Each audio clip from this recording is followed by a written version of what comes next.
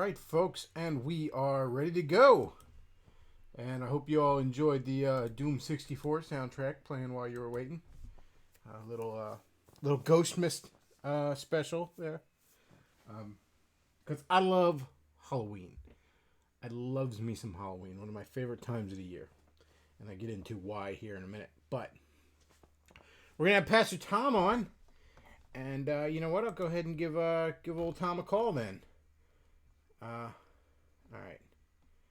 Let's give Tom a call. We'll call him on the Skypes here, as Cantwell likes to say. Hey, Tom, you're on the air. What's going on? Hey, how's it going, Chris? Good to have you on. Thanks. Good to be on. So that's all we got tonight. We ain't got no Luke. And a little bit of house cleaning. Some of you may have noticed I wasn't on Saturday. I've been, let's be real, I've been kind of getting pissy lately. I've been getting a little disillusioned and pissy lately. Obviously, there was some drama I was involved in not too long ago, and just some other general stuff. I've been feeling a touch disillusioned with the whole online right and just a lot of different things. So last Saturday, I didn't have any guests lined up, and I realized I had nothing to say that I hadn't already said Thursday. And then Ralph was doing his big charity stream, for St. Jude's. So I just figured, what's the point of going on? So I just went on to all the social media and said, hey, go watch Ralph's stream. I don't really have anything tonight. And also, I mentioned this on the Discord. I mentioned this on Gab and on the Patreon and all. Obviously, some of you aren't supporting me. That's fine. But, I do suggest you check me out on Gab. Facebook.com/the Bechtloff, Gab.ai/the Bechtloff, Twitter.com/Bechtloff podcast. Although that's a bit delayed because I have to wait for Luke to update it because I don't have direct access to it. And also the Discord. Ian McDonald, I see in the chat. Throw a Discord link in the chat for me if you would. But do check out the Discord. Anyways, going forward for a little bit here, I'm not going to do really any of the weekday streams. I'm just going to focus on the Saturday show, try and get that. I just don't want to blow my wad on the weekday streams, and I'm skirting the edge of burnt out on it. I will, however, be doing a Halloween night stream, so I hope you all tune into that, probably around 5 or 6. I believe Pastor Tom's probably going to be on with us for that, because it'll also be a Reformation Day stream. We'll be celebrating well over 500 years of not giving a fuck what the Pope says. So that'll be nice. And so that's a little bit of house cleaning there. That's why I wasn't on last week. And yes, obviously there's a big story. We're going to get to Kavanaugh. There's also the BetterHelp stuff and a few other oddball things. First, and the flood, I assume we're going to talk about the flood. Oh, tears. Yep. It's funny, I knew exactly where you were going with that.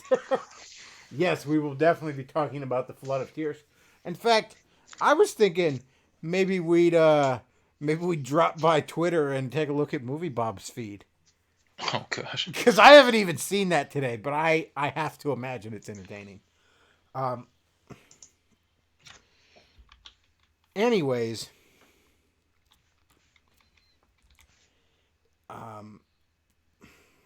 let's see.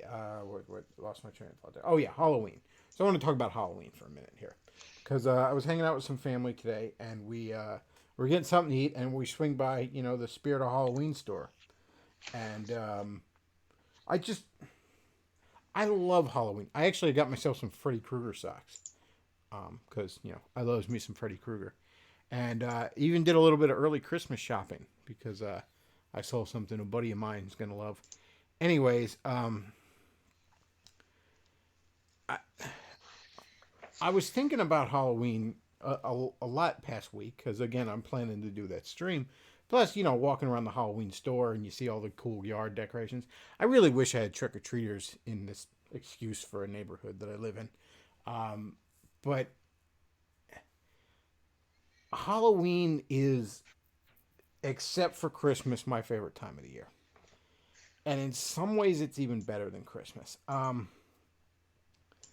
I remember as a kid, especially, like, I don't know, Christmas has like this family thing. You know what I mean? It's got this, it's got that family get together thing going on with it, where when you were a kid, like your friend, you couldn't hang out with your friends a lot on Christmas break because half of them were, you know, um, Tom, go ahead and mute your mic when you're not talking. You got some background noise there.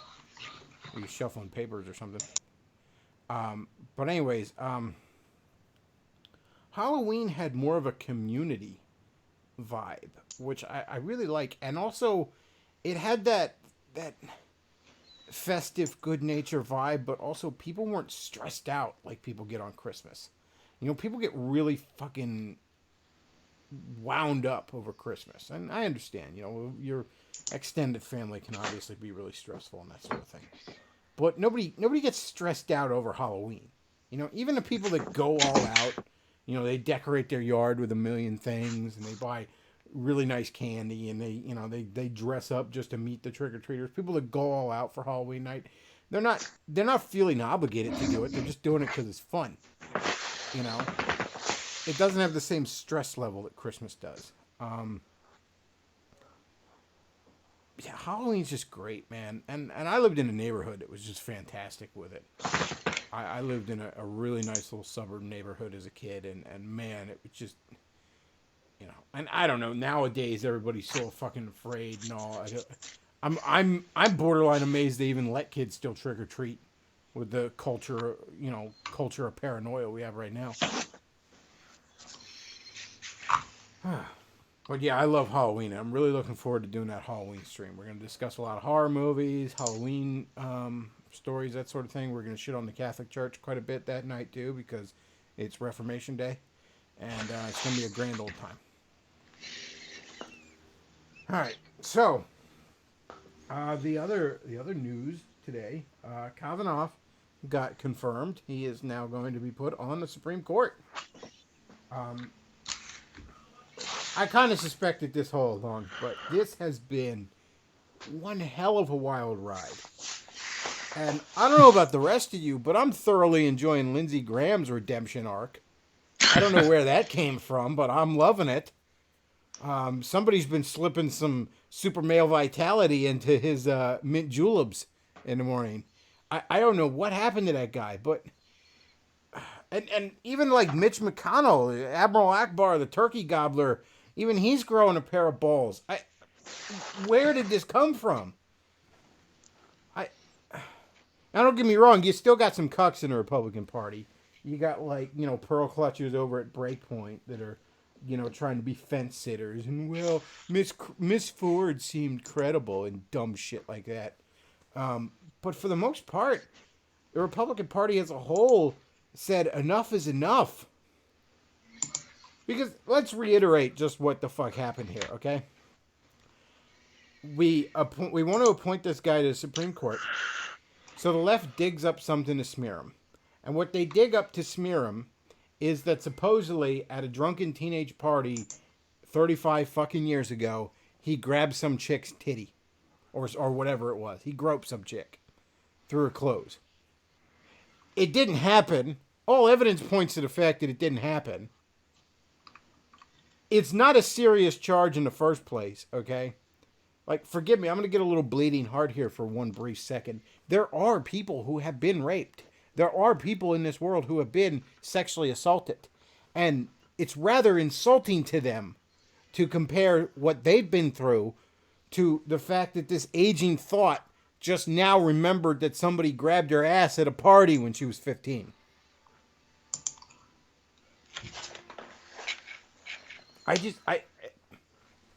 I'm rather amazed with this whole thing.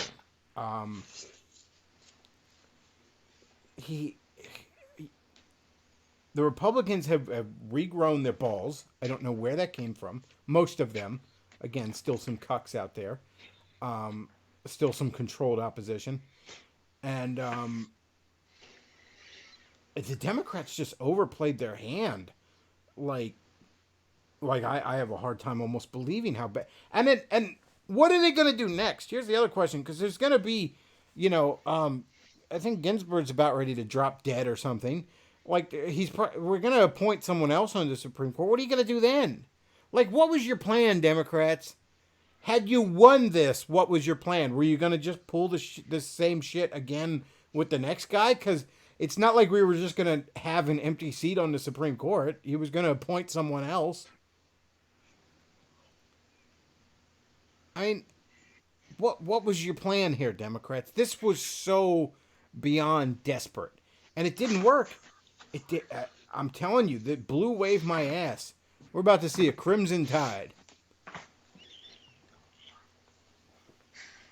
Yeah, I mean they've taken someone like Kavanaugh, and it's how they went about this. And, I mean, the timing of it, it's clear. That even if you think that Ford's testimony was credible, even if you believed it wholesale, you've got to admit that when it comes to the Democrats' standpoint, this was a political move and nothing more. They didn't care about her, even though they talked about it, and they screamed about it. It was purely politics from their point, and everyone could see through it.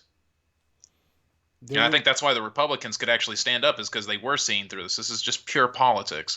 They don't care about this girl. They don't care about if it's true or not. They just don't want him being appointed to the seat. And of course, the fact that it's someone as middle of the road as Kavanaugh. I mean, Kavanaugh's not that extreme left or right. He's kind of more of a middle of the road pick. So the fact that they're going crazy over such a middle of the road pick shows you that, okay, if they don't even want this guy being in the seat, then what's the point? There's no dealing with him at this point. They've just lost the script.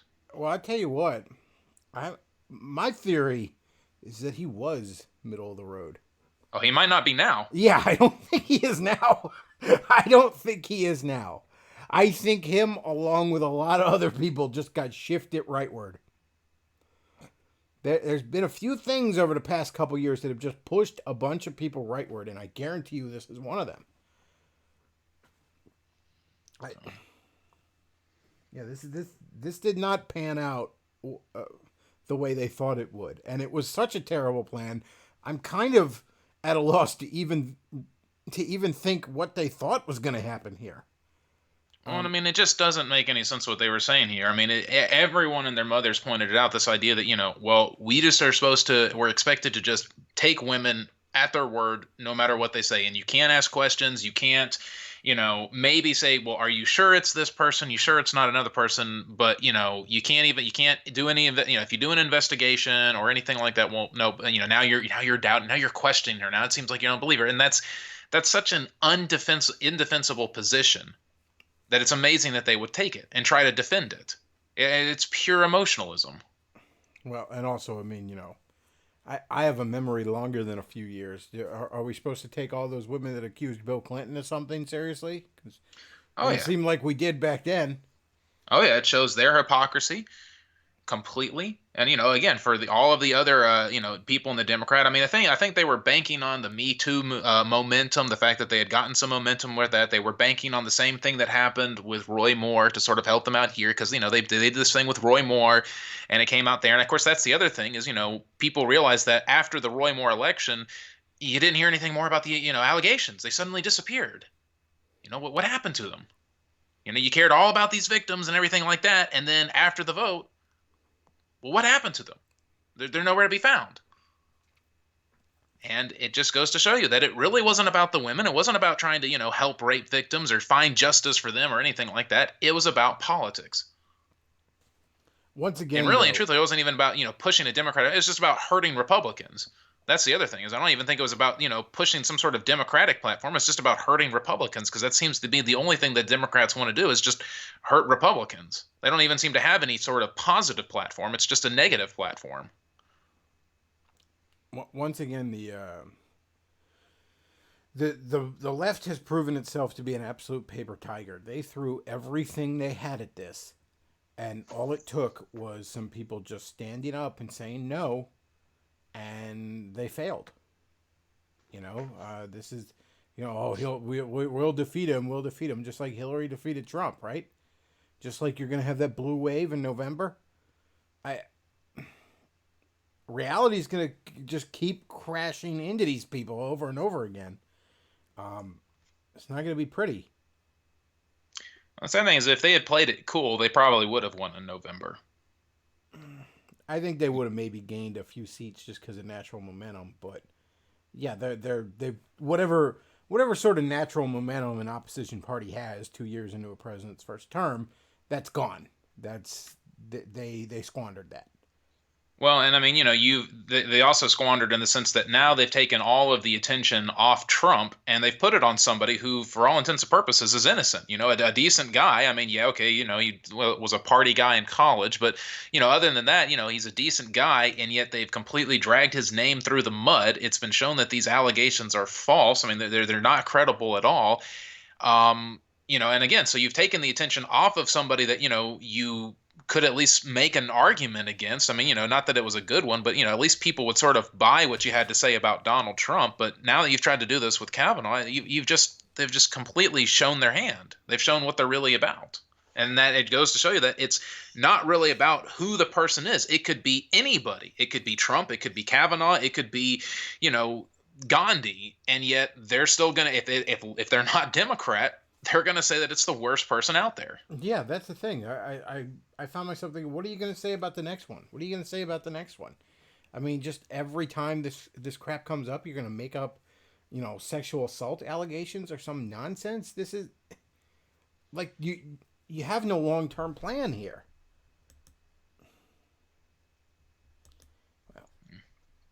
And I mean, everyone's been bringing out too the whole thing about in which I mean I thought of it recently too. When it comes to the To Kill a Mockingbird and that whole trial, right? What was the whole point in that thing? That there you is a man being falsely accused of rape, and what happens? Well, people are just rather than following the evidence, they're just believing based off of their own emotions and their own biases.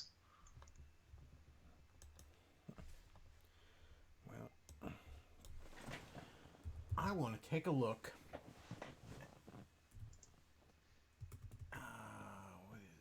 What is this guy's Twitter? Is it the Movie Bob? Yeah, the Movie Bob. Okay, let's take a look at Movie Bob's Twitter, shall we? Let's hop over to Bob Chipman, who still has hashtag rehire James Gunn. His name. Wow, Bob. Oh, all right. Let's see what Bob Chipman has to say about things, shall we? You're not going to be able to see this, Tom, but you know what? I've already pulled it up. Come on. There we go.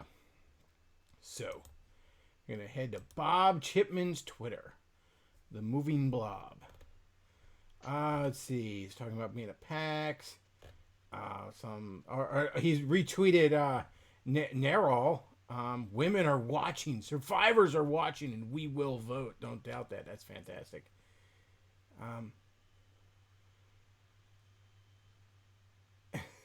He retweets Greg Gutfeld.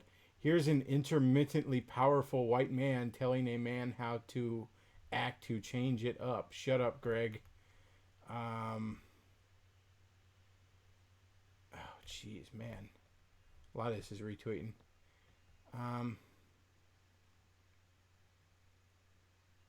Oh, this is rich. So here's Justice Kavanaugh being sworn into office.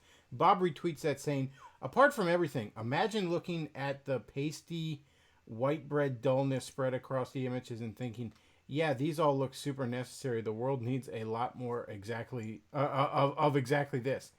I love these tweets where Bob acts like he's some sort of ubermensch and he gets to decide who is and is not needed in the world. It's like, Bob, you're an obese fucking middle-aged man who thinks Super Mario is his friend and has never known a woman's touch. And you think you're some sort of evolutionarily superior ubermensch. Let's see. Scrolling through here. This isn't as... He's kind of not tweeting as much as Spurgeon as I thought he would. He's retweeting a shitload of stuff. Oh man, Bob, you let me down. Come on, I thought you'd at least be funny today. This is fucking lame, Bob. I love this with the title of the root. Accused sexual predator Brett Kavanaugh is now a Supreme Court justice. I mean, could we have said the same thing, right? Accused sexual predator Hillary Clinton or Bill Clinton was president of the United States. You know, when you look like you should be cast as a pedophile in a Law and Order episode, I don't think you should be slinging this kind of shade at people, Bob. I mean, I'm just throwing that out there. You know, in the immortal words of Razor Fist, if people were to judge you on your appearance, the words windowless and van would be thrown around a lot. Well, he got his very first tweet. At the risk of wasting more time, the American Revolution was preceded by several years of escalated public protest and rhetoric, most famously the Tea Party, but many others, including a brick-by-brick dismantling over a governor's mansion and small bombings. Oh, I okay. wonder what he's trying to suggest there, that there's going to be an American Revolution. Yeah. I wish a nigga would. All right, Bob. I wish you would. You know, go ahead. Go ahead and give everyone the excuse needed to send your fat ass to Gitmo.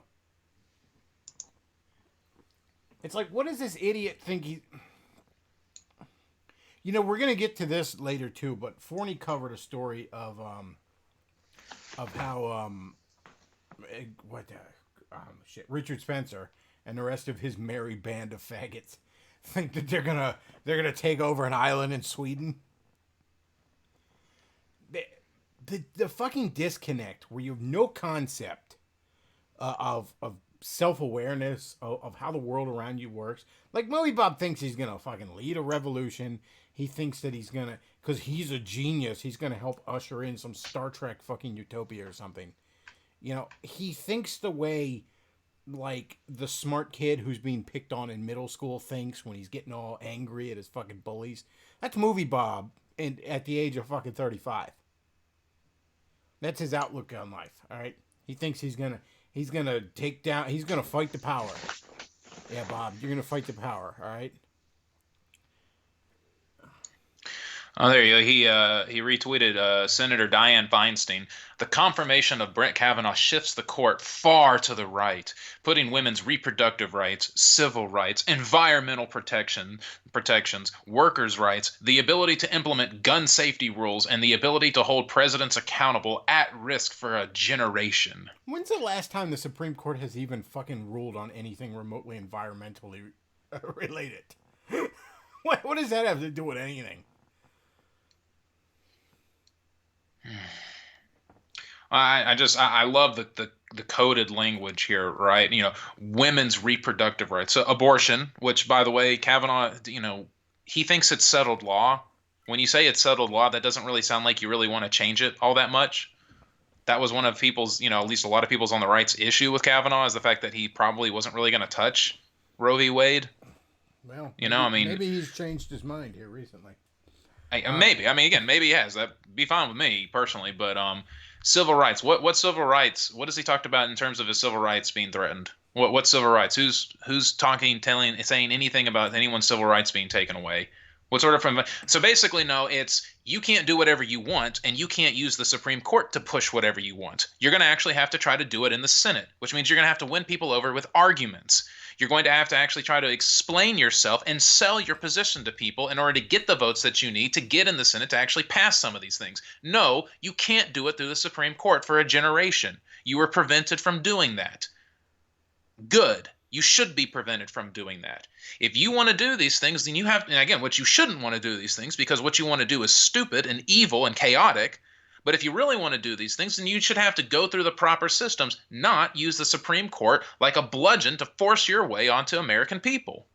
Yeah, but Movie Bob knows what's best for everybody, okay? Well, and apparently Senator Dianne Feinstein does as well. He's watched a lot of Star Trek. He knows what's best. Star Trek doesn't even know what's best for Star Trek. I don't know. I mean, when you have to pretend that there was some sort of weird human evolution in order to make your system work, to where basically humans have to stop being humans in order for your system to work, it's not going to work.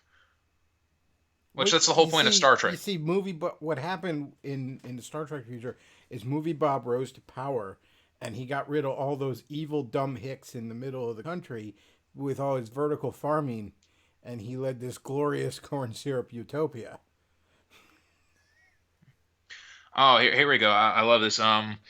do some small thing to make a Trump slash GOP supporting person or institution's day slash week slash life a little bit miserable. That's good too. Yeah, go ahead. So that's what Piss Bob us Chipman's off saying. more. Piss us off more, and see where that gets you.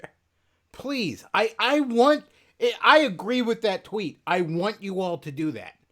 I want you all to be as insufferable as you possibly can. Please. I want to Yeah, but make sure essentially, everyone to the right of Karl Marx understands that you rabid, lunatic leftists are either at our feet or at our throat. I want to make sure you make us understand that. Please. Make all the pussy cucks like John Stonestreet understand that there's no reasoning with you. I want you to do that. I agree with that tweet. I may have to have Luke retweet that on the Bechtloff podcast Twitter because I agree with that tweet. I want you to do that. yeah, but in other words, do evil towards your fellow man. Because they disagree with you politically, do evil towards them. Now, I mean, again, right? Bob, if you're okay with them doing things to make their life a little bit miserable, why just a little bit miserable? Why not miserable in general? Why not do things that just make their life miserable? But Why see, just a they little bit want to miserable? do If this. you're okay with doing evil to them to make their life miserable, if you're and you're going out of your way to do that, then why stop with a little bit? They've wanted to do this for the longest time. I want to make sure everyone knows that this is what they want. I don't want to wait until they have tremendous power for them to do it. I want to make sure it's understood that everyone who's even remotely K-type, remotely right-wing, understand that these people want you dead. Okay? They want you lined up against the wall. They want everything you have seized. They want, your son to be a bug chasing little homo. They want your daughter to be a whore. They want everything you love burnt to the ground. And they think it's funny. So yes, I want them. Yeah, ideally, I would rather be at peace with my fellow man, but these people do not wish to be at peace with us, and I want to make sure for the cheap seats who have a hard time grasping that they make it clear. Let's have some clarity about all this, shall we? So go ahead, be as insufferable as you guys think you can get away with. Please.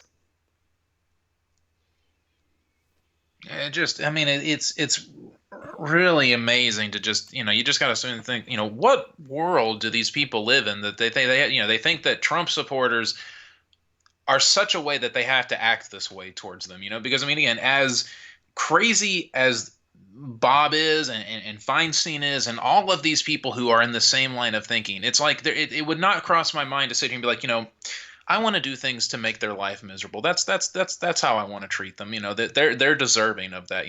I mean, again, there are some people who, yes, deserve to be. There's some senators and some politicians who I think deserve to be arrested, absolutely, and deserve to be tried and such. But in terms of just the everyday person out there who's a Democrat supporter or a liberal supporter, progressive or anything, it's like you disagree with me politically, but I don't have any interest. I don't care enough about you in that sense, in the vendetta sense, to want to try to make your life miserable. What kind of bubble do you live in that you feel like that I make enough of an impact on your life being a conservative that you feel like you need to go out of your way to make my life miserable? Well, politics is literally all they have. I mean, it's the closest thing to an identity they have. I mean, what the fuck has Bob accomplished? He's whined about video games and comic books on the internet, and that's fine. There's nothing wrong with that. Okay, you make a buck entertaining people, but that man's never worked a day in his life, and he never will. He got lucky, and he's too arrogant to even be grateful for his blessings in life. But no, he doesn't have anything else. He doesn't have any friends. He doesn't. He's never had a woman.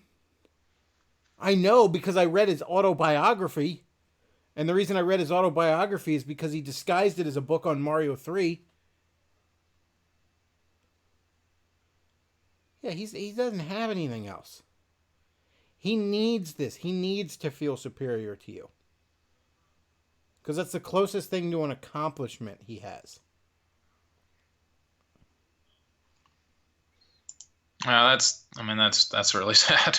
Yeah, it Jeez is. Louise. But being the kind of guy he is both Bob Chipman's crime and his punishment. That's kind of the great glorious thing that the good Lord has woven into the fabric of reality. Is very, very often your sin is also your punishment. Well, it goes to the principle of reaping what you sow. Yeah.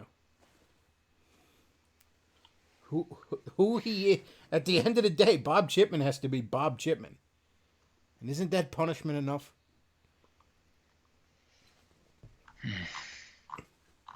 And yeah, the salt. There's and like I said, the Republicans have the Lindsey Grahams of the world have suddenly developed a taste for winning. And good. It's about time. Well, I mean, of course, the stakes for losing here would have been just.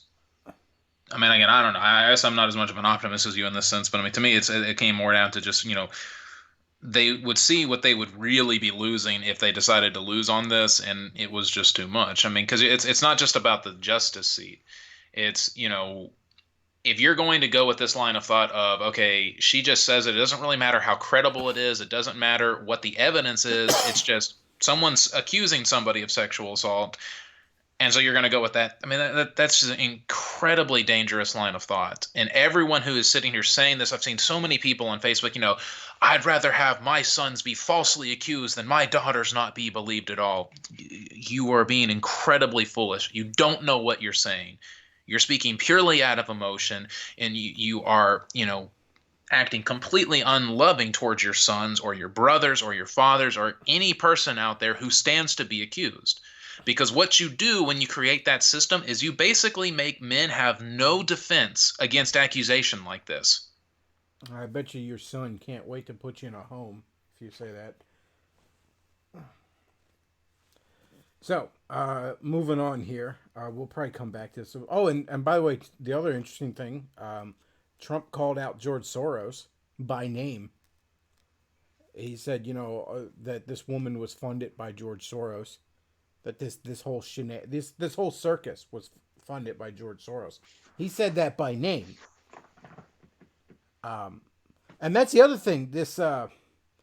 I think they might charge her with perjury, because she very obviously committed perjury. And also, they need to look into these GoFundMes. Because as far as I'm concerned, that was paying a witness. Now, I'm sure there's a bunch of liberals who threw a buck or two its way.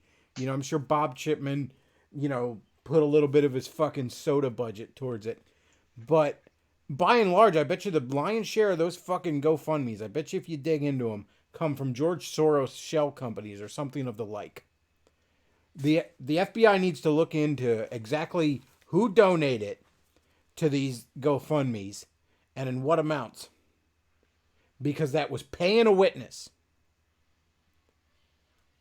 And if somebody like Feinstein had donated one red goddamn cent to those things, then she needs to be indicted.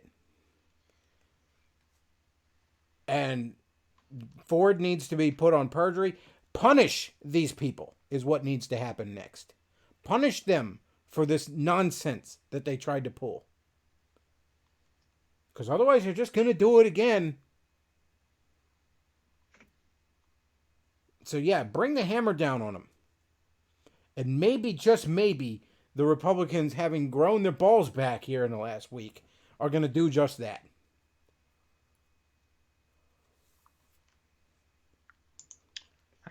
It could be. I mean, you're right. And there does need to be some accountability in the sense of false accusations. Now, of course, when you say that, the initial thing everyone's going to go to is, but that's going to mean people aren't going to want to, come forward anymore. That's what that means, is that, people, if they can't prove it, then they're not going to want to come forward. Well, you know what? There's a difference between, the guy you accused wasn't convicted, so we're throwing you in jail, and saying, hey, you just committed perjury. Perjury's a crime. All right? And again, paying witnesses is a pretty serious crime. So yeah, the books need to be opened up here. And this woman, what you do is you lean on her with perjury charges, and then you say, "Oh, this is how you move up through a corruption pyramid. You lean on this old thought for fucking perjury charges, and then you say, "Oh, you don't want to go to jail for perjury? Well, why don't you start telling us what you know about who paid you?" You get her to flip. You bust this wide open. That's how you deal with this crap. You can't let this crap fester. All right? You deal with it. I say either Dr. Ford goes to prison for perjury or she hands us a bigger fish. That's what the DOJ needs to be doing. It'd be nice if they could get their act together enough to do that.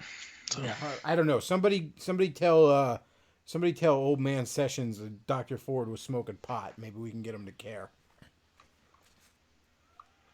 All right, moving on. And again, we might come back to this, but little bit lighter news. Return of Kings, Roosh's lifestyle blog, e-magazine, whatever you want to call it. It went ahead and shut its doors here recently. It's done. And obviously, part of the problem they had was I think they got thrown off PayPal or something, which again is another thing that the Republicans need to fix. Yeah, we don't like your politics, so we're going to take away your basically your bank account. But on one hand, like I like Roosh. I like Roosh a lot. I worked for him under Reaction, his short-lived little gaming site. He was a great boss. Can't complain. And I did read a lot of our Return of Kings articles over the years. But I have to admit, I can't even remember the last time I went to that site. So I have to imagine also their traffic was down. I would think at least. Because how many articles about feminism sucks and you shouldn't eat sugar can you possibly read before it gets boring?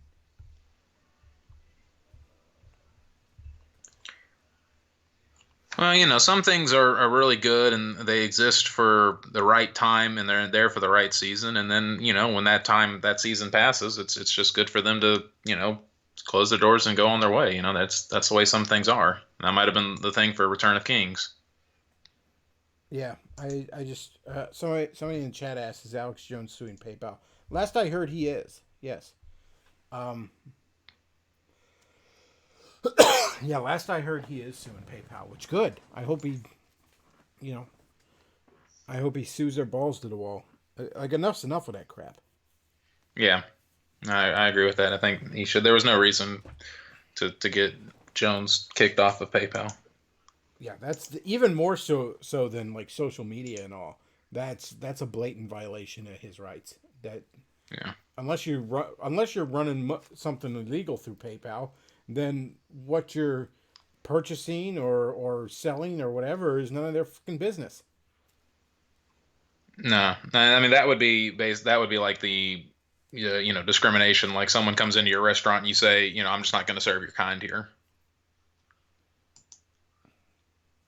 Which, I mean, you can't do. So you can't even come at me like, well, what about freedom of association? We don't have freedom of association in this country. We lost it in 1965, for better or worse. All right? And if you have to bake the dildo cake, then you have to let Jones use the PayPal. It's just that simple.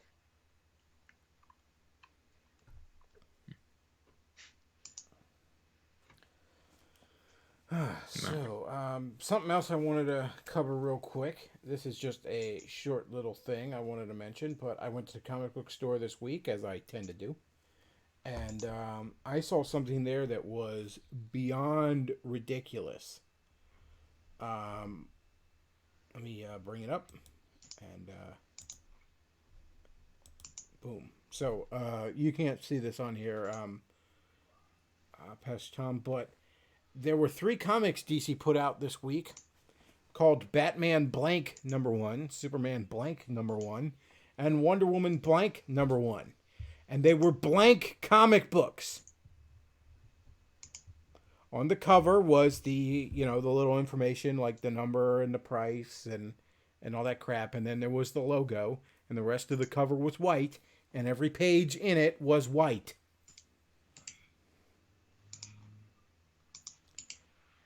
And this was selling for $2.99 a piece. I had said $3.99 on Gab, but I was wrong. You sent me a little article there. We'll check that out here shortly. Now, from what I understand, just to put it in perspective for those of you that aren't comic book fans, a lot of times comic books will get a blank variant cover where it just has the logo and the rest of it's white. And the idea on that is, I guess you could draw it yourself, but what a lot of people do with that is they take it to a convention and they have an artist they like that's at that convention do a quick sketch on it, or maybe some artists will buy those and do more thorough drawings on them and sell them for that kind of thing. Okay. It's not my cup of tea, but I can understand why someone would do it. This is just a blank comic book. Or it's just like, yeah, here you go, draw your own fucking Batman story. That'll be $3. This is ridiculous, okay? I'm told it's some sort of contest where they want you to send it back to DC or something, which, I don't know. Marvel's the one that should be doing that because their artists suck ass right now. Is there more than one page? I mean, are you supposed to draw like a whole story? It's a comic book, yeah. There's like, what's a comic book now? Like 20, 30 pages?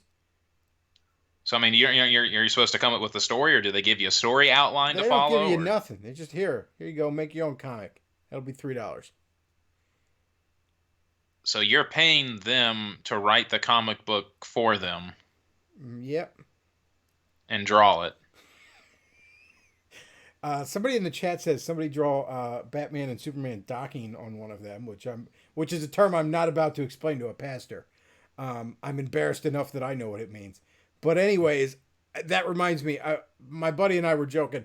Can you imagine how much porn they're being sent as a result of this? How much, especially the Wonder Woman one, how much nasty Rule 34 they're getting sent. I mean, the Wonder Woman one's they gotta be sent at least a couple that are just nothing but 22 pages of Wonder Woman getting railed. I mean, I guarantee it. You know.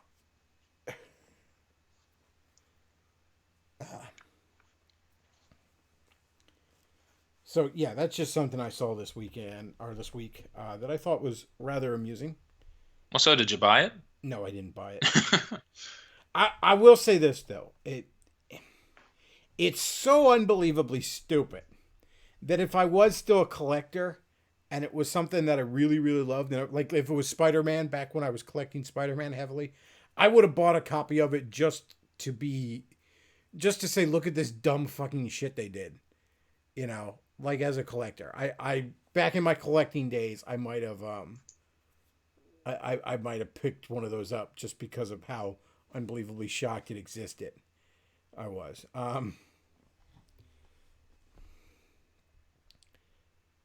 Let's see.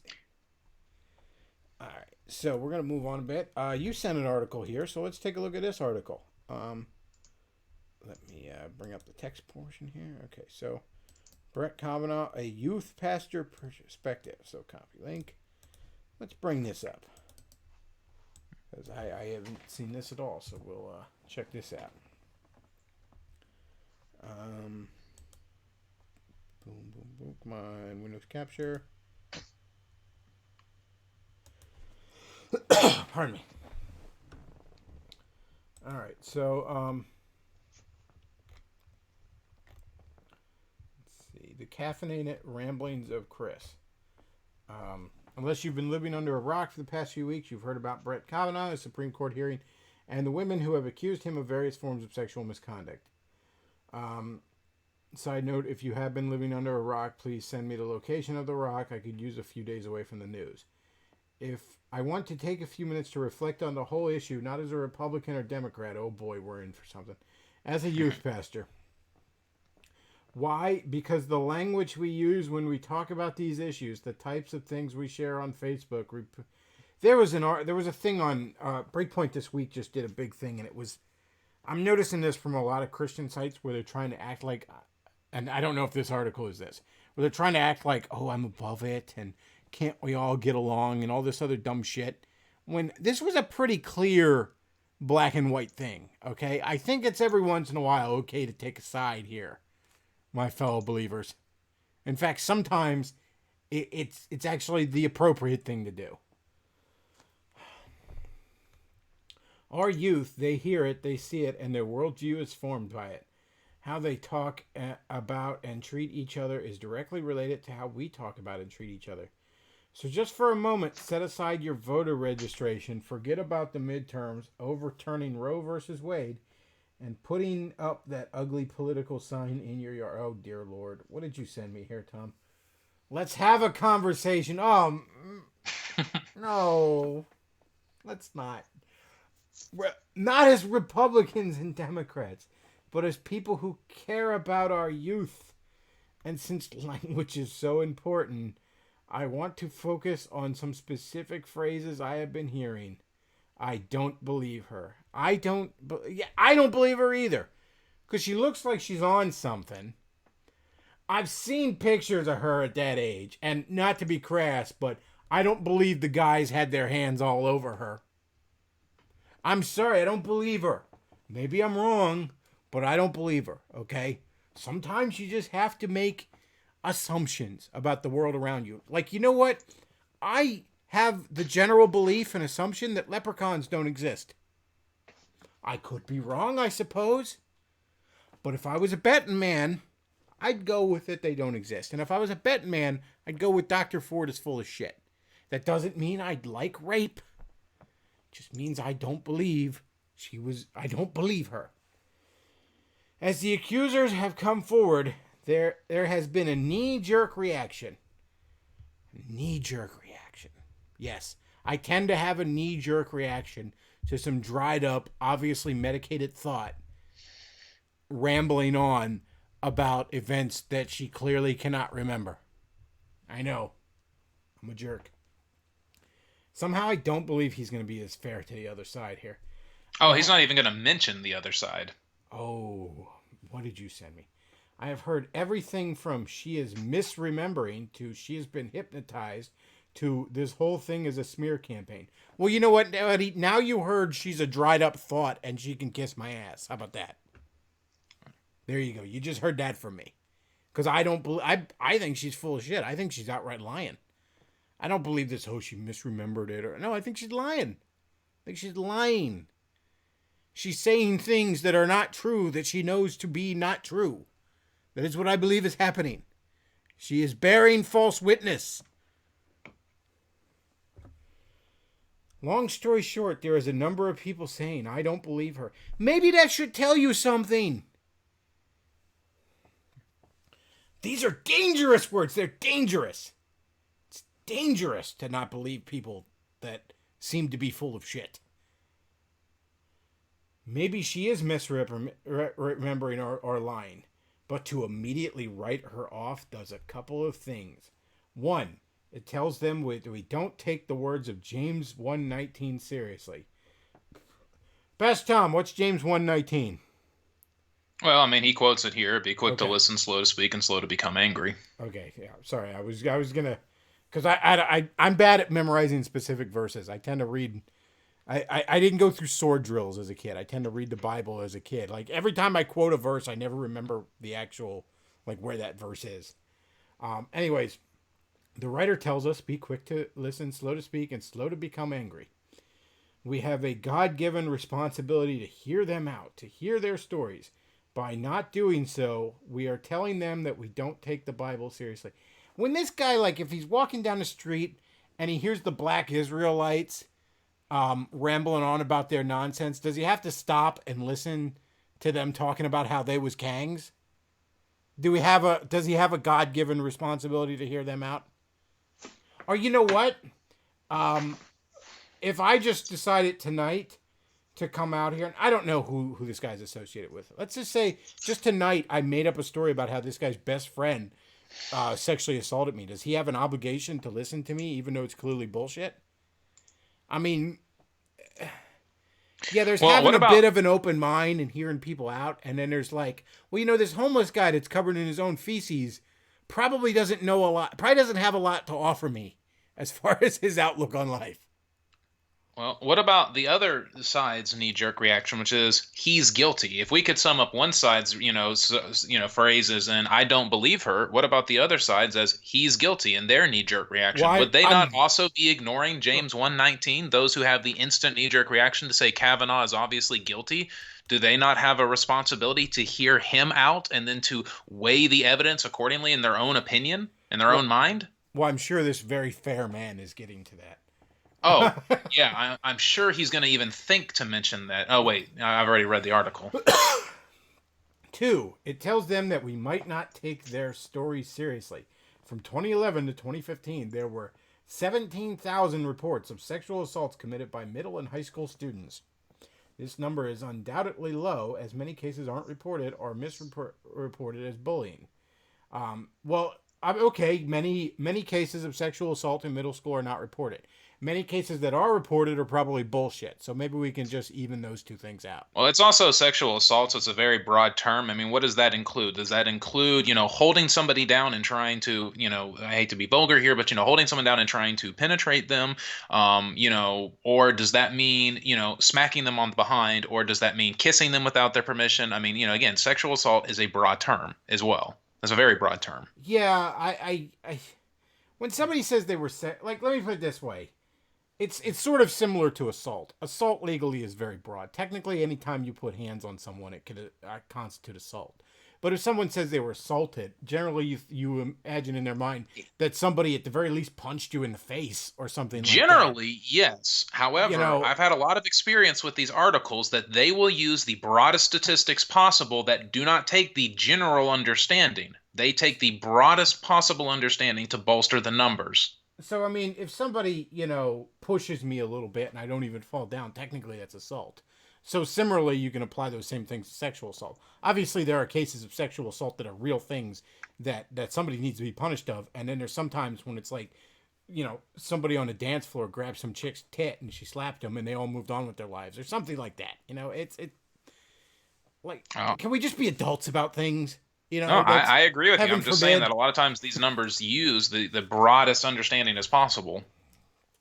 I mean, trust me. There's whatever. And middle school's a hellhole to begin with. All right, let's not. How about we just homeschool at this point? Whatever.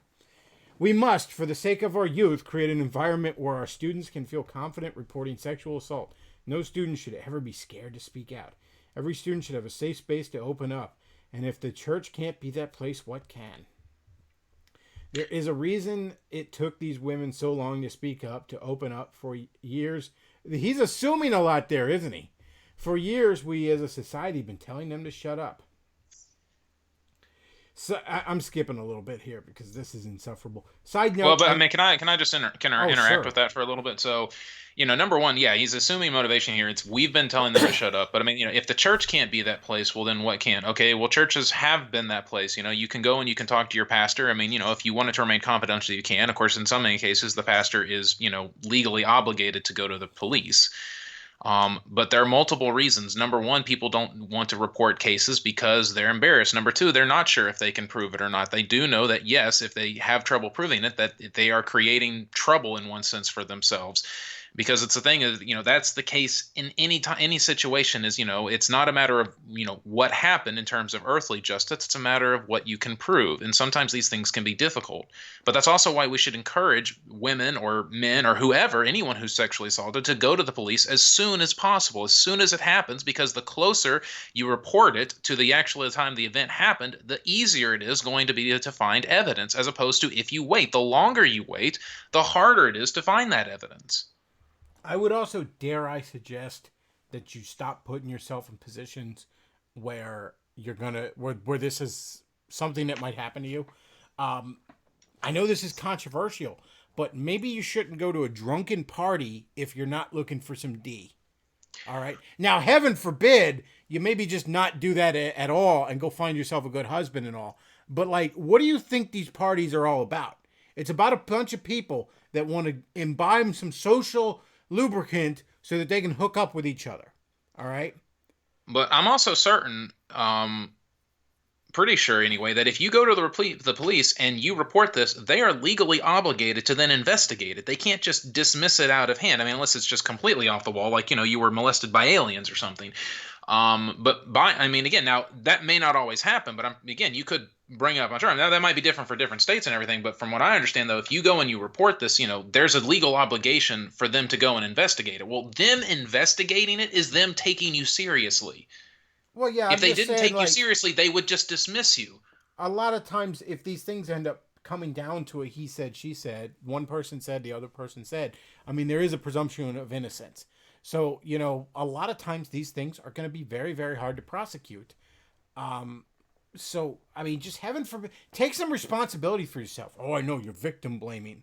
Well, you know what? Responsibility is not a zero sum game. If I leave my door wide open tonight, never mind unlocked, just my front door wide open, and people come in and steal all my shit, like, that doesn't make it okay for them to do it. But at the same time, my insurance company is not going to be very sympathetic to me, are they? Well, and I mean, if you wanted to say something about, people need to be careful with, sharing their opinions who aren't on the police force or, aren't directly involved in the situation, fine, I can be on board with that. Everybody needs to, specifically in a church, if there's an instance of going on where someone's accusing another person and you don't know what the truth is, there's nothing wrong with just not talking about it, not sharing your opinion. That would be fine. That would also be, doing so would kind of be engaging in gossip. And if that had been what this article was about, if that had been what the pastor was suggesting here, is, what, maybe we should all just sort of be slow to speak on this because we don't really know what the truth is. And so there's two people here that could be a potential victim. Either someone's a victim of a false accusation or someone's a victim of sexual assault. Since we don't know, it's best not to say anything. I would have been fine with that. That would have been okay.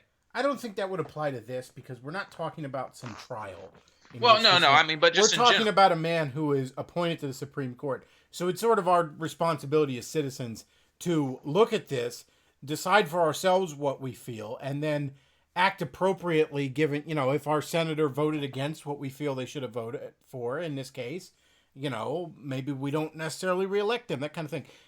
Like, this is by nature a public thing. Well, yeah, no, I mean, in this instance, yeah. I have, in a way, a civic duty to assess whether or not Miss Ford is full of shit. Sure, again, there's sort of a conflation here of the Kavanaugh case as well as all sexual assault cases. So, I mean, yes, I agree with you in this instance with Kavanaugh. Yeah, I think there's talking about it publicly makes sense. But I mean, in terms of just general cases, there's nothing wrong with just saying, well, look, I don't know what the truth is, so I'm not saying anything. And that I think that's a fair position to take. I don't think it's necessarily wrong to say, well, either I believe or I disbelieve, or whatever. But there's also just nothing wrong with just saying, well, I don't know. So he says in here, and this is what you quoted earlier, I guess. Side notes. I know some might say, but what about the men who are falsely accused? To that I would say, I would rather my wife's son be falsely accused and proven innocent than my wife's daughter be truthfully abused and never believed. Obviously, I added the wife's part there, but I think it fits. Anyways, fuck you.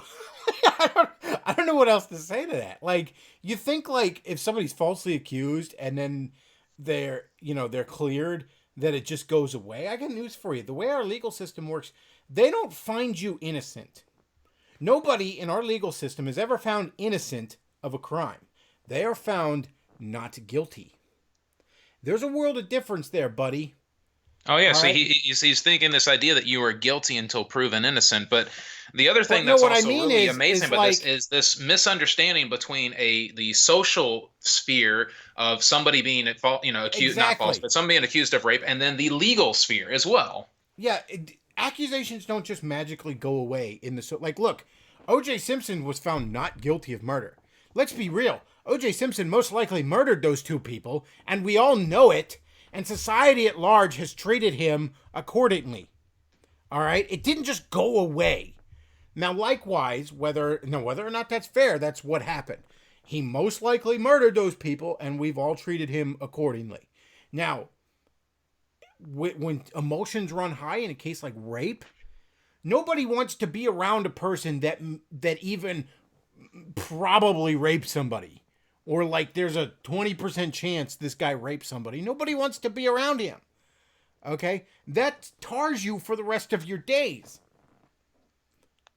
Well, and even if it's completely, proven to be completely innocent, they may not know about it, but they certainly do hear about it when it's on case. I mean, for example, if I were to just mention Duke lacrosse, everybody goes to what? Oh yeah, that team that raped those people, right? I mean, because that's what you hear. Even though they were found to be not guilty, okay, they were not guilty of doing that. That's not what happened. If when you ask people generally about Duke lacrosse, they think, oh yeah, that's they raped that was a team that raped that person because that's what they hear about. They the media is not. It's good about creating a lot of drama when there's the whole trial and everything. Not so good about sharing the fact that look, these people were not guilty. They didn't do this. They're But not so good remember, on that point. trials rarely prove innocence. I mean, sometimes it's so clear cut, but all the defense has to do is make you doubt their guilt because again, you're not found innocent, you're found not guilty. Well, So and I mean, it's not like the trial might clear your name. Even if you are an innocent man, maybe there just wasn't enough and your defense attorney didn't feel the need to really go out and try and prove your innocence because he knew they couldn't prove your guilt. So they just leave it like that. But it's still out there. You know what I mean? Your name isn't necessarily cleared. You're just found not guilty. Well, and how would you expect your son to be proven innocent in the first place if, someone else's daughter is always going to be believed? Right? I mean, because again, the system that he's setting up here doesn't exist. Oh, my daughter, to be truthfully abused and never believed. Well, no one's saying that. But what people are saying, and what's sort of being said here without actually saying it, what's being more implied here rather than explicitly said is, I'm okay with men being falsely accused and basically being proven that they're being falsely accused than women not being believed. That's what's essentially being implied in the statement. He doesn't want to come out and fully say it because he knows of the pushback, but that's really the wording there. At least that's my understanding of it. And again, maybe I'm mistaken on that, but when I read something like that, that's really what I'm seeing here is that it's not so much about because it's such a that statement is the way things currently are. Men can be falsely accused and then have be proven not guilty, and women are who are abused. It's not that they're never believed. So when you say something that's already true, it basically is a way of here's what I really want to say, but I don't want to come out and fully say it, so I'm going to present it in this way, which is a softer version of it. So he goes on Boys Will Be Boys on CNN because of course he was watching CNN. I bet he watches CNN a lot. I bet he watches Rachel Maddow on the regular. On CNN, one person being interviewed saying, "What boy hasn't done this? I have heard a lot of this Boys Will Be Boys talk." Yes, because in this particular case, what happened, what the accusation is that somebody rubbed up against her at a drunken party. Okay. Yeah, I guess I too am willing to just shrug that off with a boys will be boys. I'm sorry. I don't think that even if I were to take this woman's accusations seriously, that there any reason for me to care. She went to a drunken party and someone supposedly grabbed her ass or whatever the exact details of it were. So what? Yeah, maybe they shouldn't be doing that. But that's, so what? I realize this guy's T levels are probably lower than Bill Clinton's white blood cell count, and he doesn't understand that indeed boys will be boys. But yeah, that's kind of what goes on at a drunken teenage party. I'm sorry to tell you that, buddy. I'm sorry to break your innocence here, pal. All right, your little Puritan innocence that imagines that human beings are something other than what they are. Teenagers are horny and stupid, and when you add alcohol to the mix, well, you can imagine what happens. All right. I didn't even go to many of these teenage parties when I was a teenager because I had like 3 close friends and a girlfriend at the time.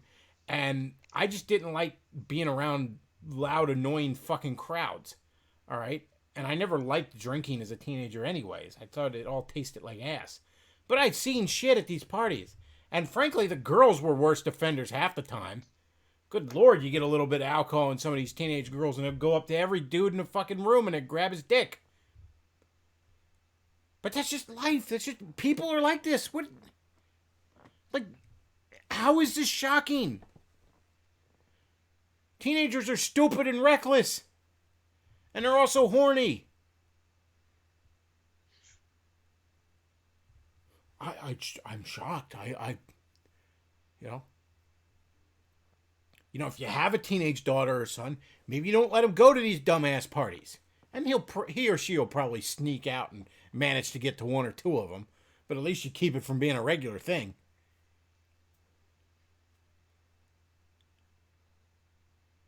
Yeah, I'd just be like, don't go to the parties. I don't think, I mean, if you know that this kind of stuff is going to happen at these parties, then you wouldn't want to attend. I mean, Yeah, I didn't want to attend them either because I knew I I just knew one of them was going to get broken up and it'd be one I happened to be at, and I'd be getting in all kinds of trouble for shit I didn't do and stuff like that. I just wanted to keep to myself half the time. But I mean, like I said, I don't know. I don't know about a lot of this because I mean, but at the same time, I got I was invited a to parties. teenager. I didn't go I to a was lot of parties stupid. because I was reckless. I think parties are boring. I mean, Yeah, what do you do at a party? I'm kind of the same way, I mean, but yeah, I was stupid and reckless when I was a teenager. Hell, my high school sweetheart and I used to sneak around a lot, shall we say? We didn't necessarily have a place to to be intimate with one another, so we had to make do with some semi-public places at times.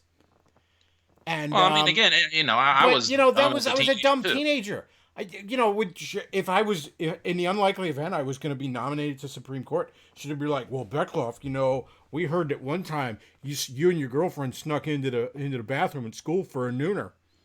Yeah, we did that. That was kind of stupid, but we did that. Well, I mean, what do you have to say for yourself? I don't know. It was kind of stupid, but I was a horny teenager. What did you expect? Well, this is just unacceptable. Who wasn't a stupid teenager at some point? No, I mean, I remember as a teenager, I jumped out of a moving van going 25 miles an hour on a dare. That was stupid. I was a stupid teenager. What can I say? I was stupid and reckless. Yeah, I mean, just Nah, I mean, oh, this is unacceptable. I think that I expect teenage boys to act with a level yeah, I mean, of dignity again, and decorum. I'm on the one hand, I'm kind of with them. The boys will be boys is sort of a stupid defense. I mean, it's not a very good defense. I mean, Well, let me put it this way: there's a difference between when you're dealing with kids, you punish them, and then being like shocked. You know what I mean? yeah. Like if your toddler takes the marker and writes all over the wall, you take the marker from them and you scold them and maybe you spank them, you put them in a corner, you do whatever you do, you punish them, but you don't just sit there for like, oh my god, my toddler's a sociopath because it drew. It's a toddler. What did you expect? But I mean, Like it doesn't. well, Of course, it does dumb shit. Now, yeah, well, you the need other to thing is, correct how many it. people are actually making this argument? You need to correct it, but like some teenage boy like slapping a teenage girl's ass doesn't make him, the next Ted Bundy, okay? And yeah, he shouldn't be doing that. Somebody's, hey, keep your hands to yourself. But then you're done with it. You don't make a federal case out of it. In this case, literally. And again, how many people are actually really making? I mean, it's like, oh, I've got to address this. Okay, but I mean, again, how many people are actually making this defense? And again, to put it back on the other side, what about the people who are making the same argument? Well, it's more important. It doesn't matter if she's telling the truth or not. She should still be believed for the sake of other survivors, for our, other victims of sexual assault. That's something that I actually have heard. That's, again, something that he basically said with his whole, I'd rather have young men be, falsely accused than my daughter never believed. So, I mean, don't you think that's, an argument to address on the other side as well? But again, he hasn't looked at the other side. I thought, well, we're not speaking as a Republican or a Democrat here, but yet you're only addressing one side. It's again, why are you, trying to present yourself as objective here and yet only attacking one side? I feel like I've seen that before somewhere where, they pretend to be objective and yet only attack one side. Yeah. Really makes you think. So he goes on and talks about dumb things teenage boys do. He goes, at no point did attempted rape or any other form of sexual assault fall into the category. Really, at no point did some since we're going to define sexual assault this broadly, at no point did some boy slap a girl's ass. That never happened. Just never happened. Of course it did. Okay? If we're going to define sexual assault this broadly, that again, what this woman describes, that somebody rubbed up against her or something like that, then yeah, that form of quote unquote sexual assault, I don't think is a particularly big deal. I know. Oh, it's shocking.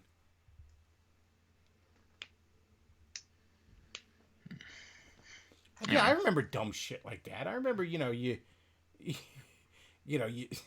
the one guy that try and knock something when all the cheerleaders were in their outfits, you try and knock some of their shit over to see if they'll bend over and pick it up. Like, yeah, teenage boys are horny and stupid. What do you expect? It's not necessarily, you don't necessarily just let them act like that free range, but you know, of course it's going to happen. Let's not make excuses for our youth. Let's expect more out of them. Let's expect them to respect women, even when they are being stupid. Let's create a culture where boys will be boys who understand the word no. Oh, jeez. That was 35 years ago. Someone pointed out that this happened 35 years ago. Well, okay, if you want to do that, then you have to address the whole thing, right? Because the whole not understanding no is a symptom of a larger problem. So you have to address the larger issues here, right? You have to address the promiscuous hookup culture to really address that. Because again, it's at, a lot of these instances where sexual assault or rape happen are at these drunken parties where one of the main reasons why people go there is to get drunk and to have sex, is to hook up. You have to address that if you want to address this other aspect here. Again, I don't think that it's good that women get raped. I don't think that at all. I think that's a horrible thing that happens. All right. But the conditions where that happens seem to be pretty consistent a lot of the times when it comes, especially when it comes to high schools and colleges and whatnot. So you can address a lot of that by addressing the larger issue of, promiscuity, of hookup culture, and that kind of thing in general. How No, many people no, actually because want to talk about that and address that, though? no, because they're good girls. They were just going there to do some Bible study, and then Well, or oh, it's fuddy duddy. Oh, oh, you're that's out of you're out of the times, and oh, get out of here. You're square. Blah blah blah. okay. So he goes on about this. I'm skipping around a bit because this guy is very very insufferable. But if Brett Kavanaugh had owned his behavior, confessed what he had done, and spoke about how much he has changed since, I think we would be having a different conversation. He kind of did. He said, "You know what? I was a teenager. I went out and I partied. I drank beer. You know, maybe I shouldn't have been drinking beer as a teenager, but I did. Shit happens. You know." And I I'm think like, he's okay, but he didn't actually do this to this woman. I don't believe anybody did this to this woman. By the way, I do not believe. I'm going to be a little crude here. I've seen pictures of this woman even back then, and I don't believe the guys couldn't keep their hands off of her. Well, and I mean, but I don't think he's understanding why people are saying that was 35 years ago. I mean, I guess again, I think there are some people who are sort of making this argument that he's not the same person that he was anymore, which true he is. He isn't, and if you're going to judge him for who he is now, not who he was back when he was 17. But the main reason why people have been pointing out the time difference is to show. I mean, what can you remember from specific days that were not particularly memorable? 5 years ago. I mean, even days that were memorable. I mean, again, if you think about Christmas from 5 years ago, can you remember what you were wearing? Can you really remember what you got? Let alone 10 years ago, let alone, 20 years ago or 30 years. I mean, that's a long time. That's a long time for, your memory to, for all kinds of things that have happened there, for you to, be able to remember things or not to remember things. And that has to be factored in when you're considering what it is that they're saying.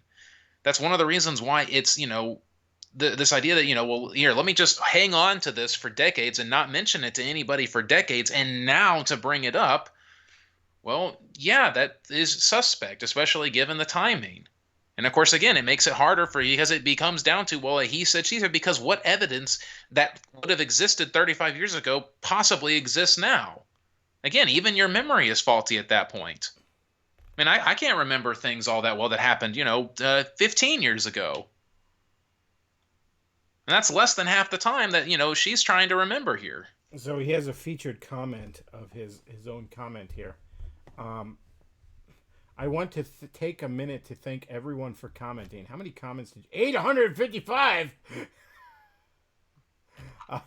I want to take a minute to thank everyone for commenting. While some of the comments have been hard to read. Why is this guy such a pussy? Why is who is this guy? You know this guy. I don't know this guy. Who is this guy? No, I actually don't know him very well. This was I saw this on a Facebook from somebody else. One of my friends shared this on Facebook. What? Let's learn a little bit about Chris Miller, I believe. I wish I could get a close up of this fucker's face here. Oh jeez. Crumpled up brown piece of. This is so pretentious, but in like a really faggy way too. Oh man. What? Hang on. I'm gonna turn the Windows capture off for a second here, and I'm gonna do a little bit of Googling, a little bit of binging, to see if we can't find a little bit on Chris Miller. Let's learn a little bit about Chris Miller, shall we? Oh man, come on. His name is Chris Miller, isn't it? Hang on. I want to make sure I get this right. Chris Miller's blog. Okay, Chris Miller, youth pastor. All right, let's get some pictures of this guy. Man, I can't find fucking pictures of this guy. Like all I get is that little one in his cross. All right, anytime you bring up his blog, it just automatically goes to this one. It's like he only exists to write this blog. It's like this guy is made up. Like like I can't find anything about him other than this blog. And he looks like he's got like a Macklemore haircut in this picture, but I can't really find like a better picture. Oh man, I don't know. Whatever. That was rough, man. That was just. Oh wait, is he on Twitter? No. It's like they made him up for this. All right, what else did we want to talk about this week? Couple of oddball little things. There's the BetterHelp story. I don't know if you all followed this. Ralph did a really good job covering this. It's basically another Candid. So a Boogie was pimping this. Boogie 2988, which, as we all know, that's referring to his weight. I know. Take a pot shot at him, but you know who could help it. I gotta say though, Boogie's performance on Ralph's stream the other day really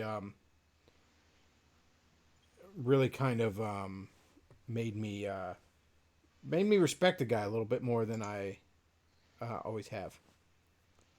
By the way, people are saying my mic is shit. Like, guys, this is OBS, okay? I have a fucking Blue Yeti mic. I have a nice mic, all right? And I never had a problem on Google Hangouts. My audio is just softer on OBS. I don't know what to do about it, okay? I don't know what to tell you. You know, clean the shit out of your ears. I don't know what to tell you guys. Anyways, so BetterHelp. So this is a service in which, you know what? Let's go ahead and watch Harmful Opinions video on it, shall we? It's kind of like the blank comic book that you had up earlier. Yeah, it's about that useful. Hang on a second.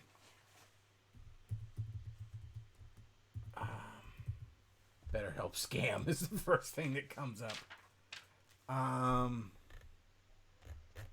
Where's Harmful Opinions? Come on, I want to find that video.